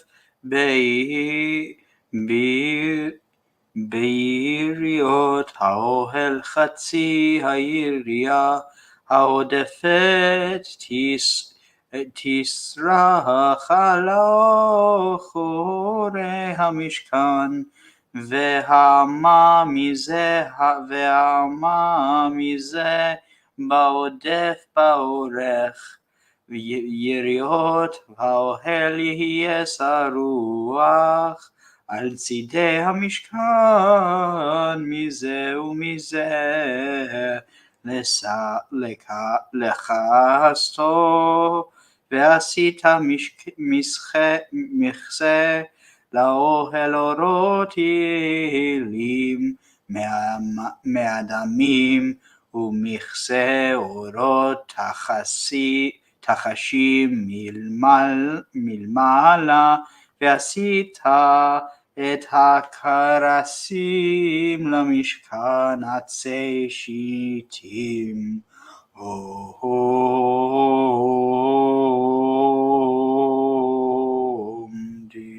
Oh wait. Oh, that's the start of the next one. Oops. Anyway. But yeah, so I saw what you said. So this is actually something that I pointed that I pointed Chris Bennett to. That the shesh is probably a reference to I forget what it was that at some point I should probably look through my messages to him to find what it was that like tipped me off to Shesh. It was him. A reference for the shesh. So probably the cover of the tabernacle was made of cannabis fiber. Sorry? Like fiber, cloth. Yes. Okay, so this is what the 19th century scholar John Quito said, according to Chris Bennett. And of course, I read John Quito. So we don't need Chris Bennett to argue that, because it was really been suggested in the 19th century. Oh, that's cool, because I discovered this on my own. I forget what it was. I forget if it was. I figured it out from Ashisha, or because Yes. it was something that Chris found that he told me about that made me think, well, this could be it. The other thing was that shesh might because the word for it in Egyptian was shemshemet. Shemshemet. Yeah. Yes. But the thing is, if you drop the mem to you get shet like shesh et, or like shesh et. What would it be? Shem shemet. So sheshet, which is really close to seishat, and so they might have wanted to avoid it because of that. And they also Also, the Talmud says that the fiber has 6 hands. So you just like the menorah. Just like what? Just like the menorah. Maybe, but you I missed the word. You weave the shesh by weaving one hand into another. Also like the challah. Yes, but the challah is 3 and not 6. But think about it. 6 breaks down to 3. So maybe you are weaving 2 hands every time. Yeah. Also, isn't there an idea of like 2 loaves of challah? Like I don't know. I'm pretty sure you're supposed to have at least 2. Let's see, 2 loaves. Let's see. Yeah. Oh, this is interesting. Yeah. However, there is also an evidence that the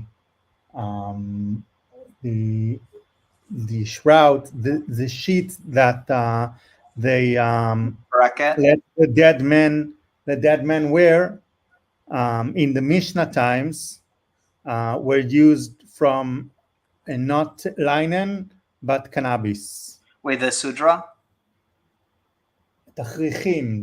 This is the clothes that they cover the dead were created by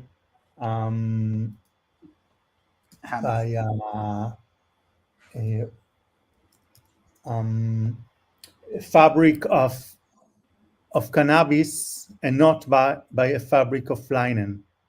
Yeah, that was a result of the shift in usage, like in fabric, when they were in Europe, because flax was a lot more common in Europe. But the term challah is applied more widely to mean any bread used in Jewish rituals. On the eve of Shabbat, 2 loaves are placed on the table to reference the Jewish teaching that a double portion of manna from heaven fell from heaven on Friday to last through the Saturday Shabbat. So the idea of like you're weaving to get, and because on each side of the menorah you have 3, but there you have 2 sides, and that was what we're reading right before us. Also about how the morphology of the menorah is almost identical to that of cannabis. The idea of the you have the calyx below the 2 branches going out from the menorah at each level, each height. Let's see. So also another thing I found is, have you looked into the connections between the term shachan, or shakan, like the the root for mishkan, and then sakan or sachan with a samech? What do you mean? So check this out. Sochan is an agent. But not just that. Oh, I didn't even think about that, because you have the let's see. What was it? Was it BDB online?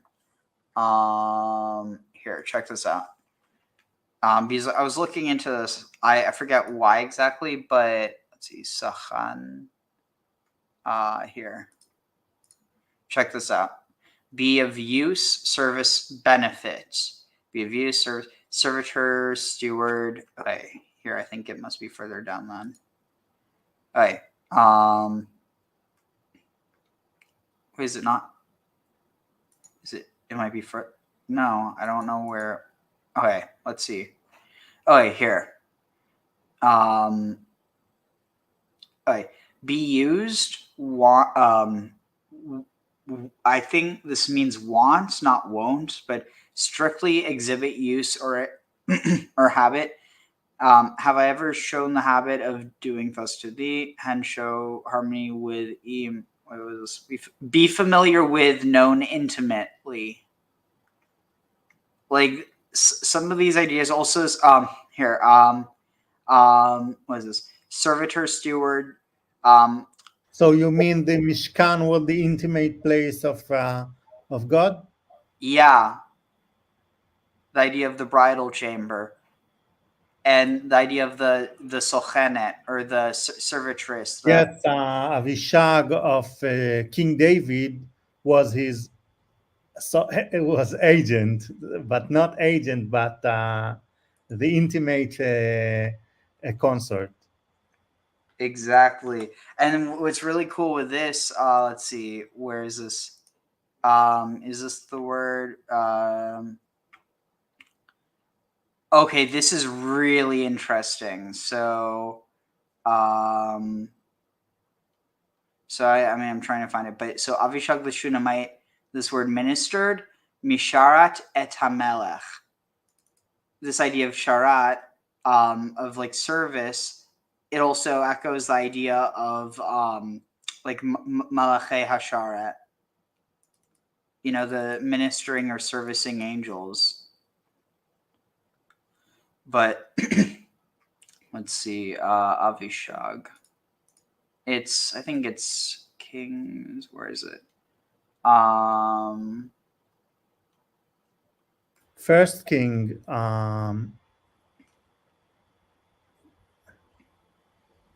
Oh, here, I think I found it. Is it verse 2? Oh, okay. Yeah. Vayomru lo, and they said to, and his servant said to him, Yivakshu Ladoni. So here, look at this. La Adoni. So it's not La Adonai, but it's clearly like this idea. La Adoni Hamelech, to we sought for would this be my Lord? Or this is invocation. So like, let there be sought for my Lord the king. And Na'ara. Now what's interesting is apparently Na'ar is a term that's used to refer to Metatron. Is that correct? Sorry? Have you ever heard of Na'ar being used to refer to Metatron? Of course. So now notice this. If we're looking at this as a parallel of the Shekhinah, and another thing, I found a reference where it says that this is from Rabbeinu Bachia, that he says that what's its face? Here, give me one more. I need to charge one. But he says that that Metatron is derived from a combination of the Latin term what was it? The Latin term matrona and the Greek term mater, like mater matrona, Metatron.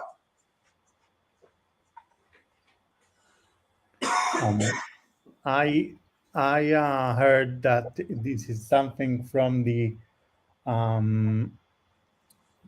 digit of 4. Oh, like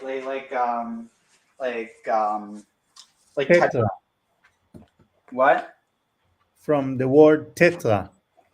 Oh, like tetragrammaton. Yes. Interesting. But the other thing was apparently they connected to this idea of like shaliach, or I forget what the other word that was used was, but anyway.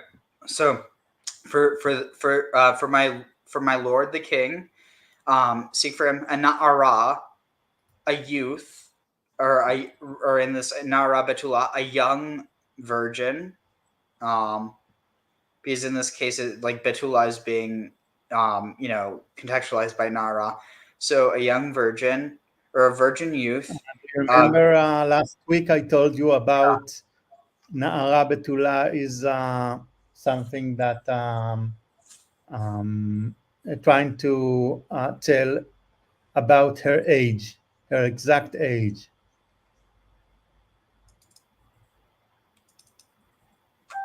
And not her virginity. And of course, the exact age is referring the age of young grown men that started to be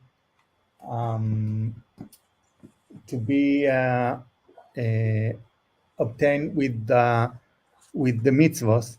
So he was a bar mitzvah, and he is on a liminal age of the moment before he has to follow the mitzvah, and the moment after. So this is the exact state that the Jewish sages thought that a person can disobey not just it, but can perform chataim without getting punished. Interesting. So the na'ar is just a nickname for the Messiah, because the Messiah in the antinomistic way can do something that is called mitzvah haba be'avera. Oh, like mitzvah, or like a commandment through sin? Yes. Or like through transgression? So this is the messianic connection of the Na'ar world. Interesting. So a na'ara betula and ve'amda lifnei, and have her stand before Hamelech, before the king. And this idea of standing before the king obviously has a lot of like parallels. And you have this idea, especially within, at least within the Book of Esther, scroll of Megillat Esther, that she's like, that she's like a stand-in for God in a sense, but literally for the Shekhinah, because the idea is the Shekhinah is within the,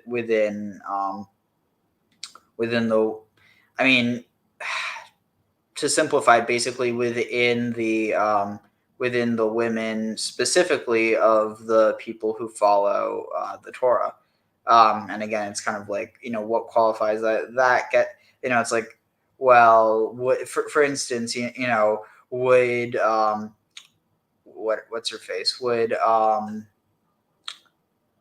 actually that's a perfect example. Like, would the Shekhinah have been in Sarach, because she wasn't actually the blood descendant of the of Jacob. She was just kind of adopted in. But so at the end of the day, it's more so about, it's less so about where you come from and more so where you go or what you're doing.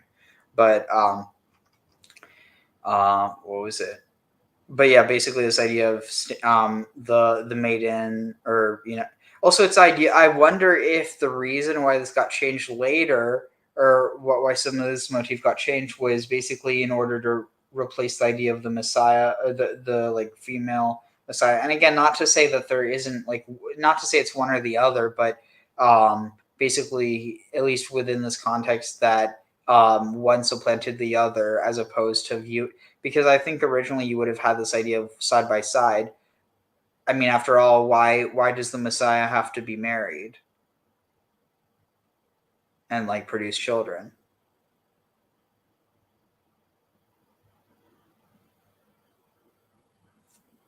Anyway, let's see. But anyway, so and she'll stand before the king and will be for him a sochenet, a be of use to him, will be a servitor of him, will provide for him, to be used, be want, exhibit, use of habit, show harmony with. So this idea of show harmony with, and then notice, so this is sakan or sachan. Now the word sakina in Arabic actually refers to this idea of like divine tranquility that's given by Allah. And what's interesting, this idea of tranquility and harmony are the same thing, more or less. And so I wonder if the idea of sakina is actually derived from this term soken, or the sakan, rather than shakan, which could explain a lot. But also how the two are like contextually kind of connected, but not directly. They only make sense if you get the context. You see what I'm saying? Yeah, I see what you're Yes, saying. it's I possible. can't argue. What were you saying, Avi? I know what you are saying, and I agree. Cool. This I'm going to I'm going to ask Rabbi is it is it Simcha? Yeah, I'm going to ask Rabbi Simcha Jacobson today. He's doing a live stream with Dr. Price. So I don't know if I'm going to be on the stream or if I'm just going to be asking questions like in the comments, but I'm really looking forward to that.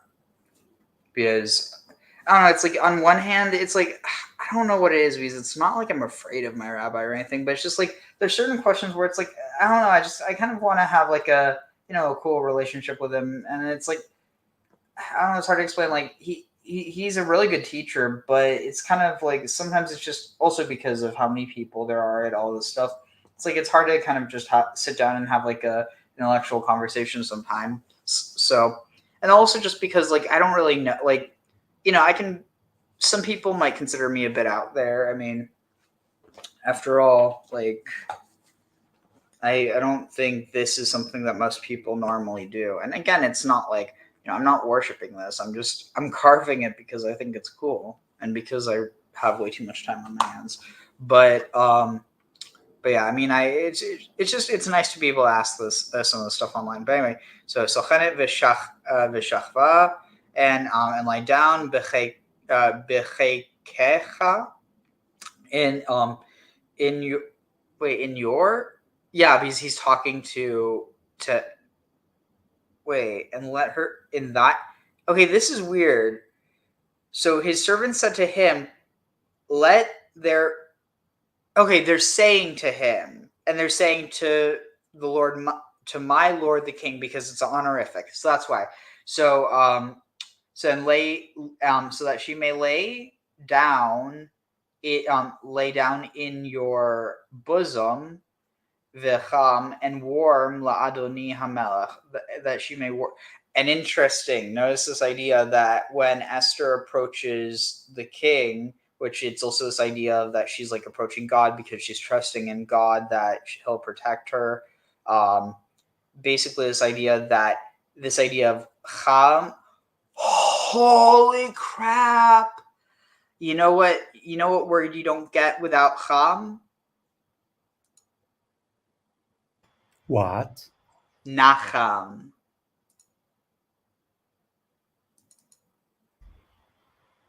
So if the king is getting his agent and he sleep with her, this is some kind of nechama.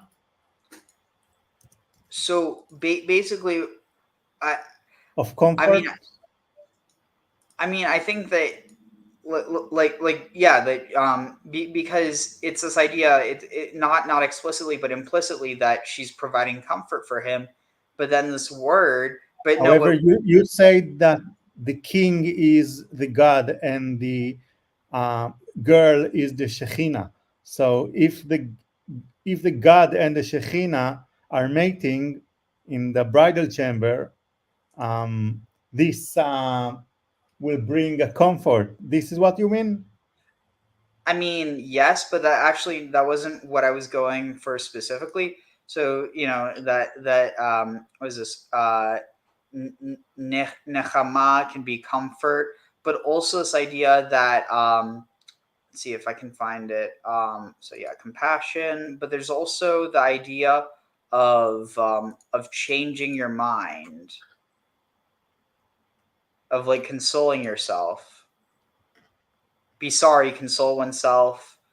But like this is what what's used when God regrets sending the flood. He or like this idea of like he changed his mind. He changed his mind about what he had done.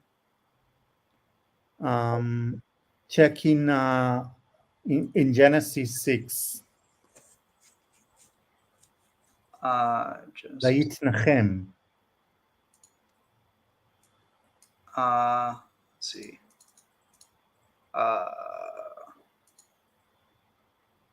Genesis 6.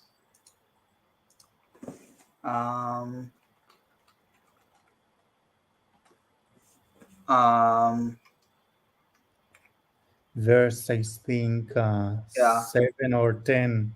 I think it should be 3 as well. No. 10, you said? Okay, here. No. 8. No, 7. Okay, 7. Ki nichamti ki asitim, for I regret that I made them.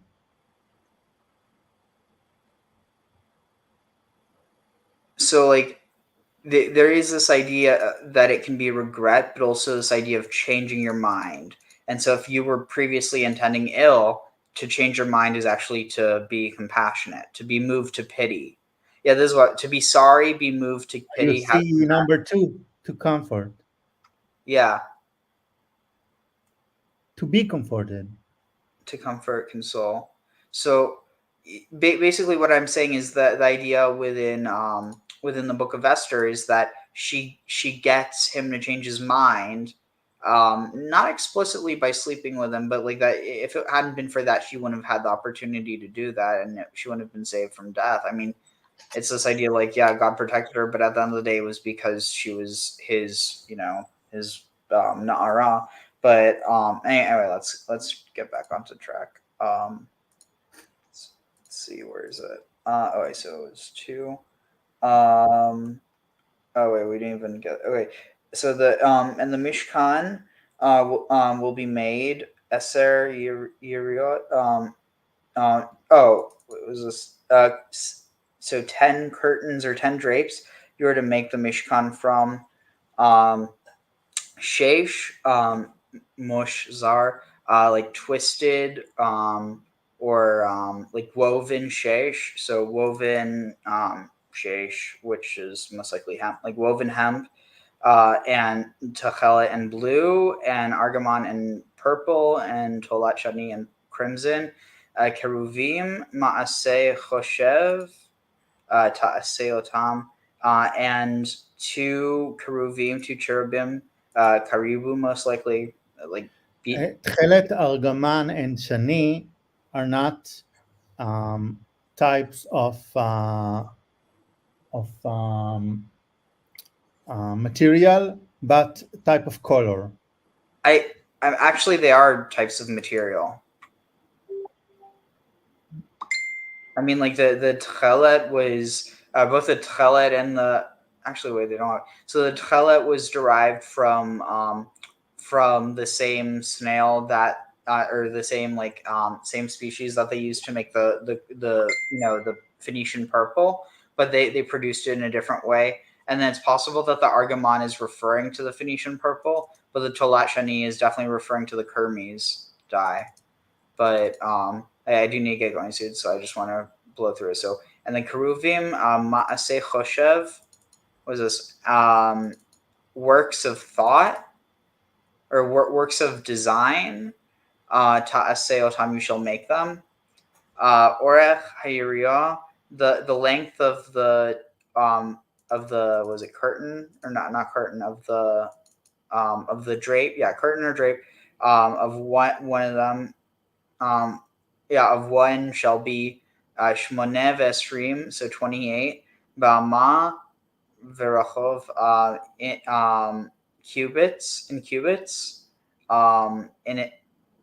Wait, so the length shall be 28 in cubits, and its width will be arba ba'ama, 4 in cubits, and the curtains, the one curtain midah, the measure of one of the curtains, l'kol hayiriyah, for one measure for all the curtains. Chamesh hayiriyot, 5 of the curtains, tihian will be choveret, will be joined. Isha el achota. Okay, this can't be a coincidence. A woman to her sister? What's up with this? No, the concept is one with another. But since Yeriah is feminine, so he's meaning one feminine to another. Interesting. I mean, that makes sense. Let's see. There's got to be some interesting commentary on this. Let's see. Shall be joined to another. According to Rashi, the joining is done by means of needle and thread. Okay, I'm looking for coupled chavarot.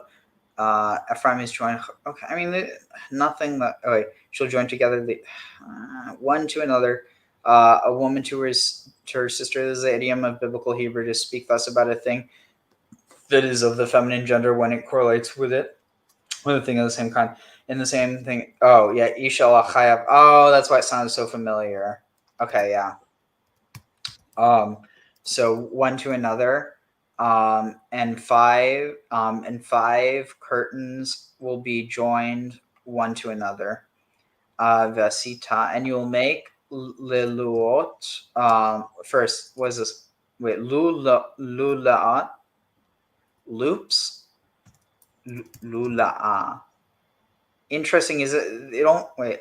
Never mind. I don't know what I was saying. But yeah, so you'll make loops, blue loops, upon the openings of the curtains, or the edges, the lips, or the edges of the curtains, of one, the one that is at the end, at the end of the union, and thus you will make bisfat, in the end of the curtain or drape, hakitzona, at its outermost end. What would this be? Its corners or the edge? At the very end, bimach beret, of the thing joined, of the second thing that is joined, at the second joint. Chamishim, the 50 loops you will make in the on the first Yeriah. I'm just going to say Yeriah because they're curtain drapes. Honestly, it's too hard for me to remember because it's not a word I use a whole lot. So Yeriah on the first Yeriah, the Chamishim, and the 50. Oh, interesting. Lulaot is almost like loops. Lulot. And the 50 loops you'll make say at the in the end of the Yeriah, that is b'machber, that is in the at the second union, at the second joint, makbilot, mekabilot, parallel. Interesting. Wait, how is that parallel? Opposite. Oh, it's like it's receiving opposite. Like in a sense, it's like like if you were to feed something into something that's parallel, they're like fed on the same trajectory almost. Yes. Interesting. And the second parallel loops what was each one from one to another, and you'll make 50 karsei hooks. Oh, this is because I remember I was talking before, like explaining how like talking I forget if I was explaining this to who I was explaining to, but basically that the Hebrew word for swastika isn't swastika, well, in the same way that neither is the German word for swastika. Like it's in German it's Hakenkreuz, and in Hebrew it's Tzelevakeres. Is that right? Yes. Like, yeah. So Kara. I have to go, so I will be back in an hour. Oh, take care. I mean, I'll be gone by then, but it was good having you on. Yeah, Thanks so good much. to see you, Avi. Yeah. Good to see you, Avi. I'll send you the link to that one live stream. Oh, bye, Avi. Anyway, but yeah, it was interesting what he was saying. So let's finish this up. So and you'll make 50 karsei hooks. I'm just going to say crosses because hooks, crosses, same thing.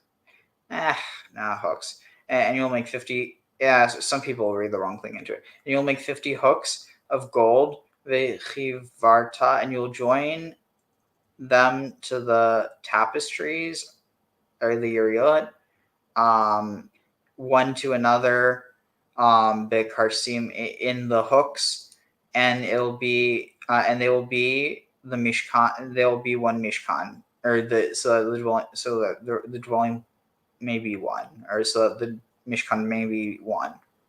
And it's almost this idea that so it'll be one in the same way that God is one. And this is interesting. Think about this. Why would you need to say God is one if there's only one God?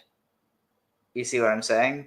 I think the idea of saying that God is one is almost like saying, we're one big happy family. You're not saying that there's only one person in the family.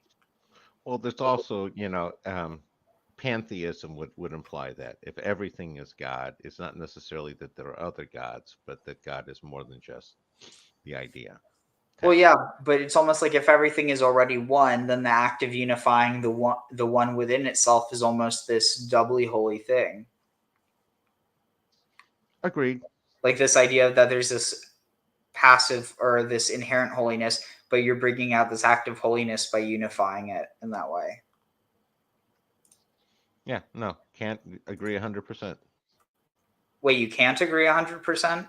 No, I can't argue. I do agree 100%. I know. I was just I just caught you on a slip up, and I was like, I gotta just have a little fun with that. Let's see. And okay, where is this? The tabernacle may be one whole. Look, the term tabernacle refers to the 10 curtains or the 10 sefirot. The tabernacle is called one, and it encompasses all 10 curtains, for all physical entities are made of various elements. Similarly, God, the revered, who is one. God includes everything and is called one. The same is true with the microcosm and the macrocosm. Wow. Going all hermetic on us there at the end. Off what? I said going all hermetic on us there at the end. As above, so below. Yeah. Oh, yeah, definitely.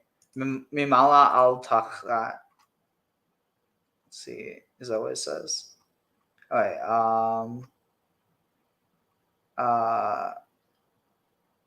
Let's see. Where was that? All right. Let's see. Open. What's this say? I goofing. Wait, where is this? Wait, what was I looking for?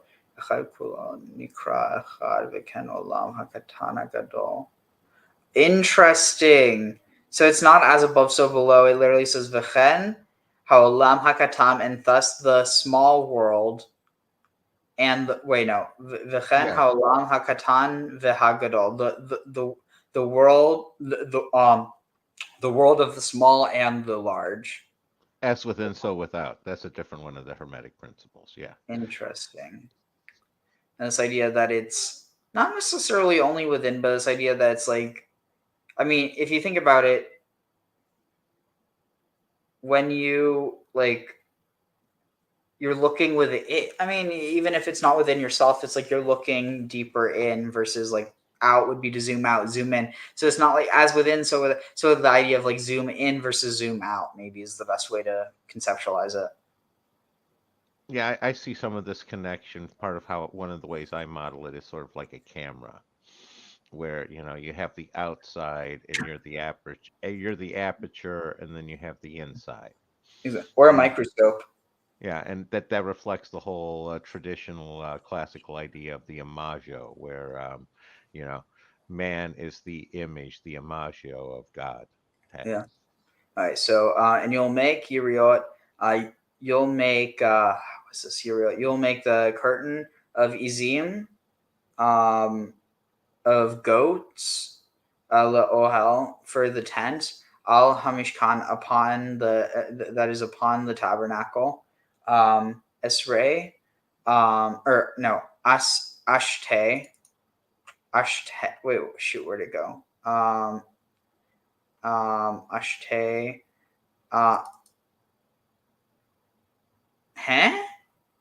Ashteh 1:11. How is it? This is it's interesting. This is from Assyrian apparently originally.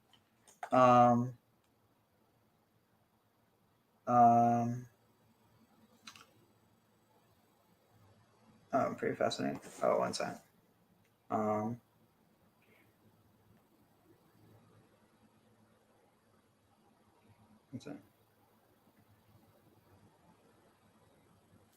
right. So and 11. What would this be? 11. Aste Esrei.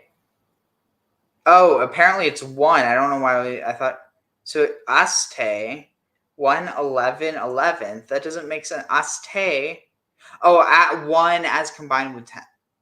So Aste Esrei. So this is literally just 11. 11 tapestries you shall make. You are to make. You are to make them, or it's like you make them.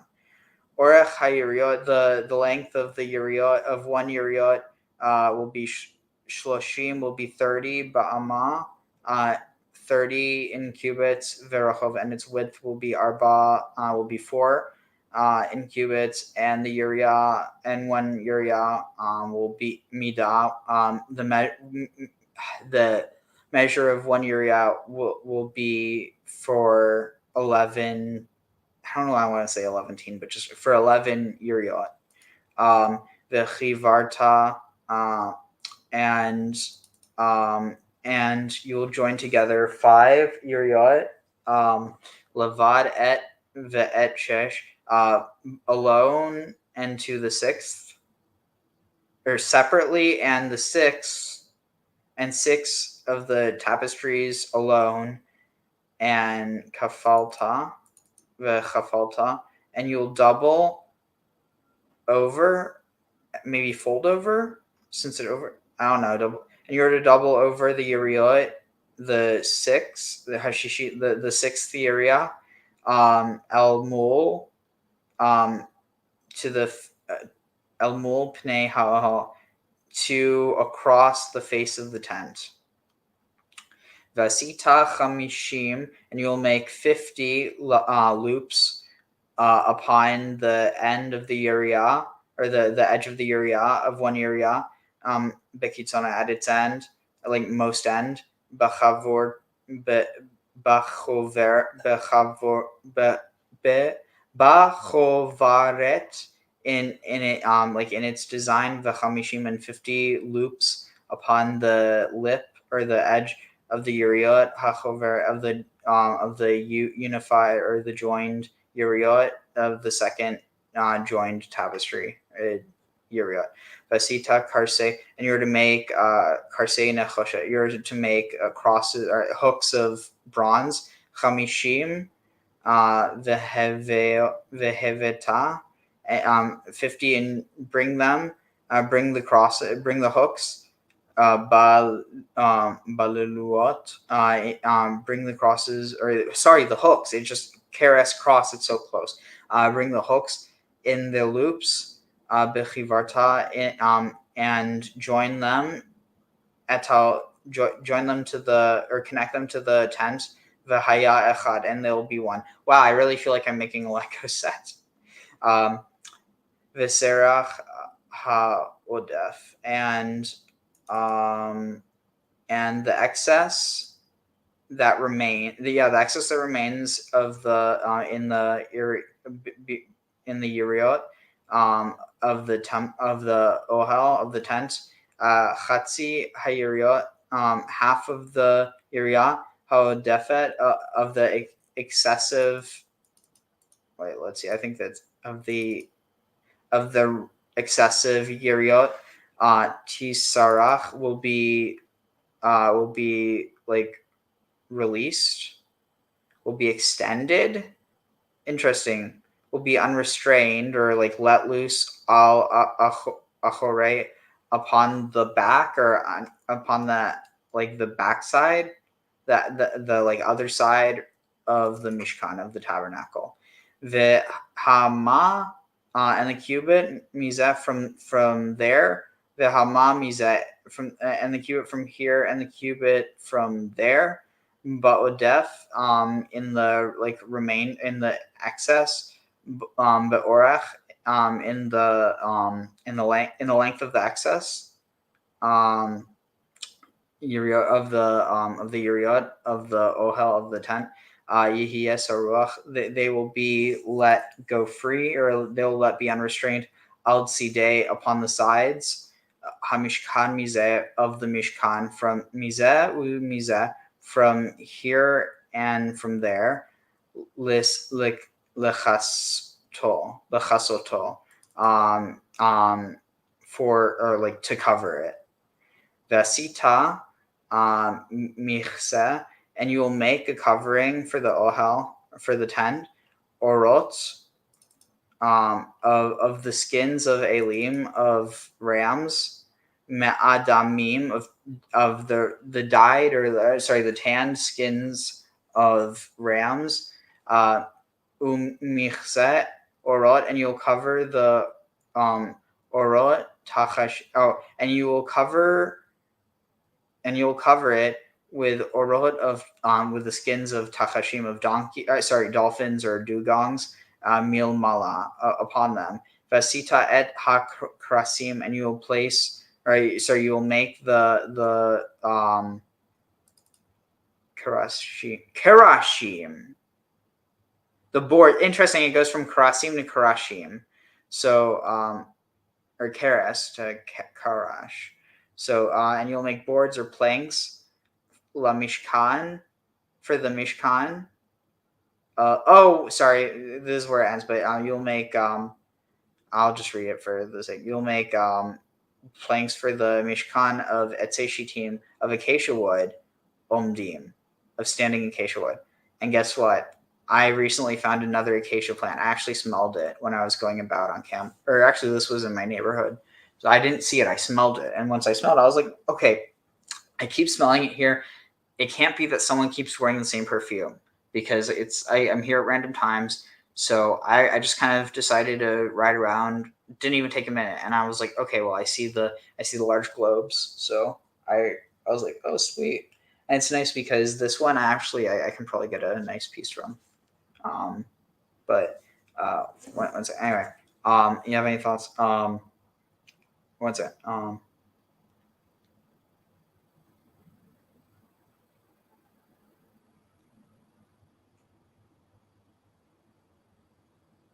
You there? Yeah, I'm here. I was listening to your story as playing Ario Acacia Hunter. Oh yeah. Any thoughts though? Just in general on the whole thing. Sorry, I'm just responding to something real quick. No, I was gonna say just it's cool. It's Avi can clearly help you in a lot of ways I can't. When he's here, it's again once you guys start talking about the Hebrew and intricacies of that one, I just there's not much I can say except in a very rare instance. One second. Sorry, I heard what you said, and I mean, I mean, keep in mind, you also have a different perspective that he's lacking, and he has something that you're lacking. You have something that he's lacking, but it's also like he has something that you don't have, and you have something that he doesn't have. It's it doesn't have to be viewed in the negative. Oh no, I don't consider it negative at Oh all. yeah, I know. But no, I mean, like, it's not negative that you don't have what he has, because if everyone had the same thing, there'd be nothing interesting. Exactly. Let's see, contextualizing it in its time and place. But yeah, so wait, I think there is a little bit left of something. I'm just going to see if I can find it. Let's see.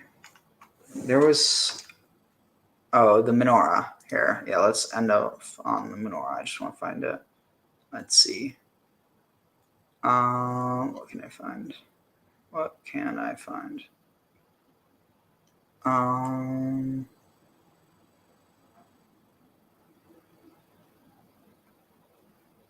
Let's see.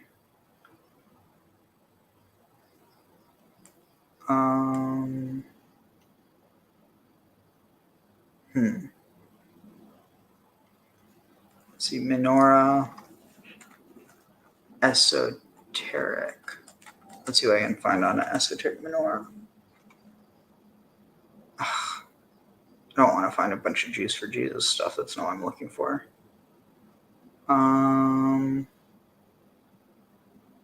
Let's find something that's not too long.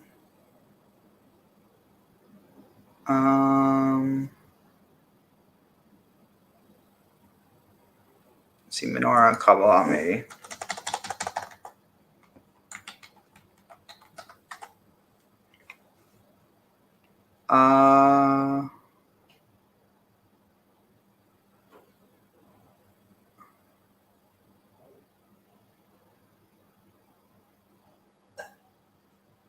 Right here.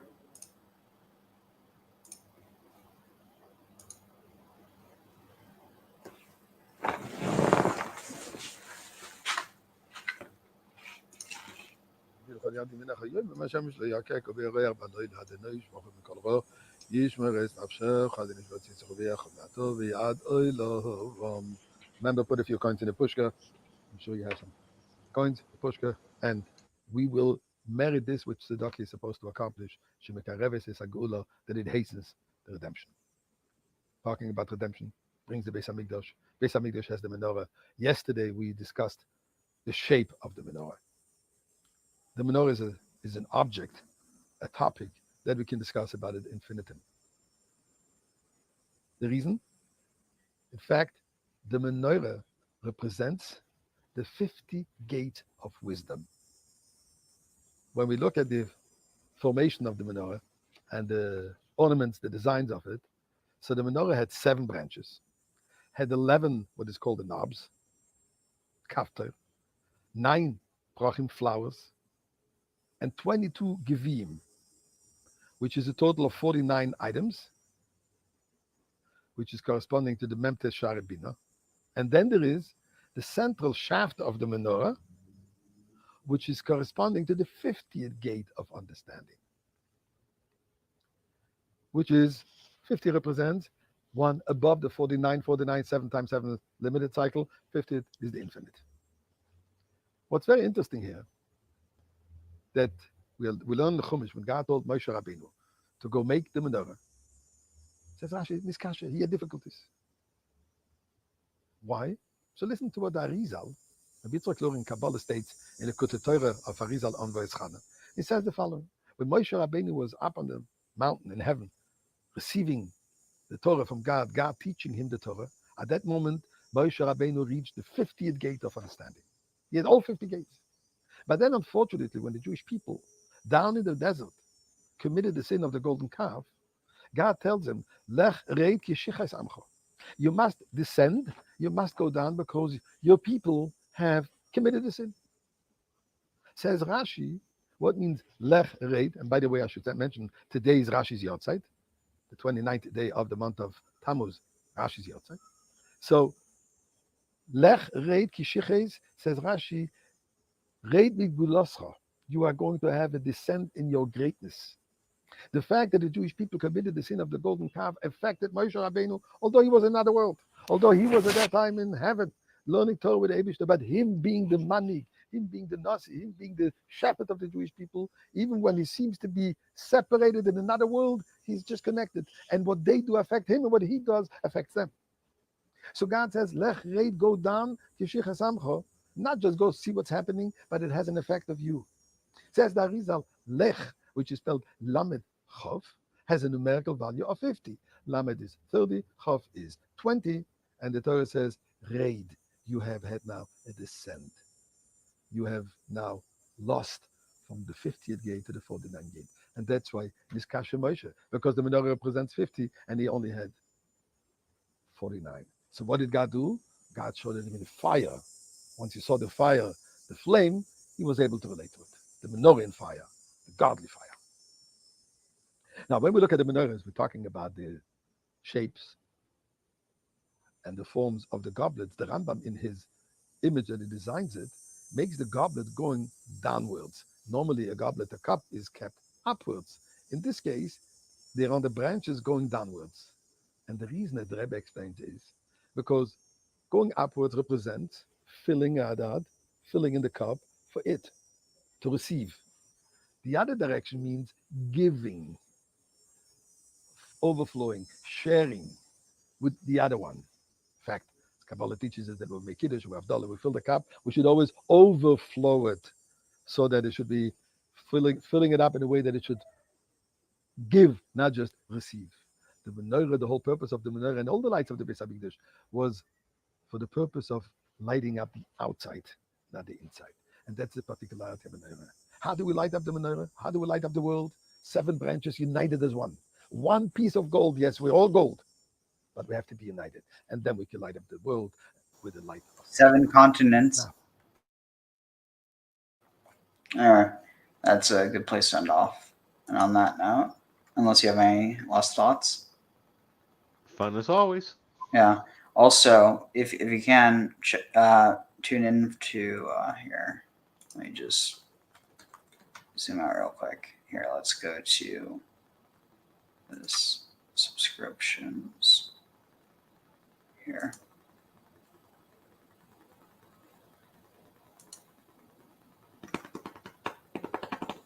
So it's live in 6 hours. So y'all should be tuning in for this, given it's only a few people watching this, but still, nonetheless. And on that note, Want to tell the Rebbe the words of the new song that we're singing with Mashiach, right? So I'm just going to read him. Am Yisrael, have no fear. Mashiach will be here this year. We want Mashiach now. We don't want to wait. Okay?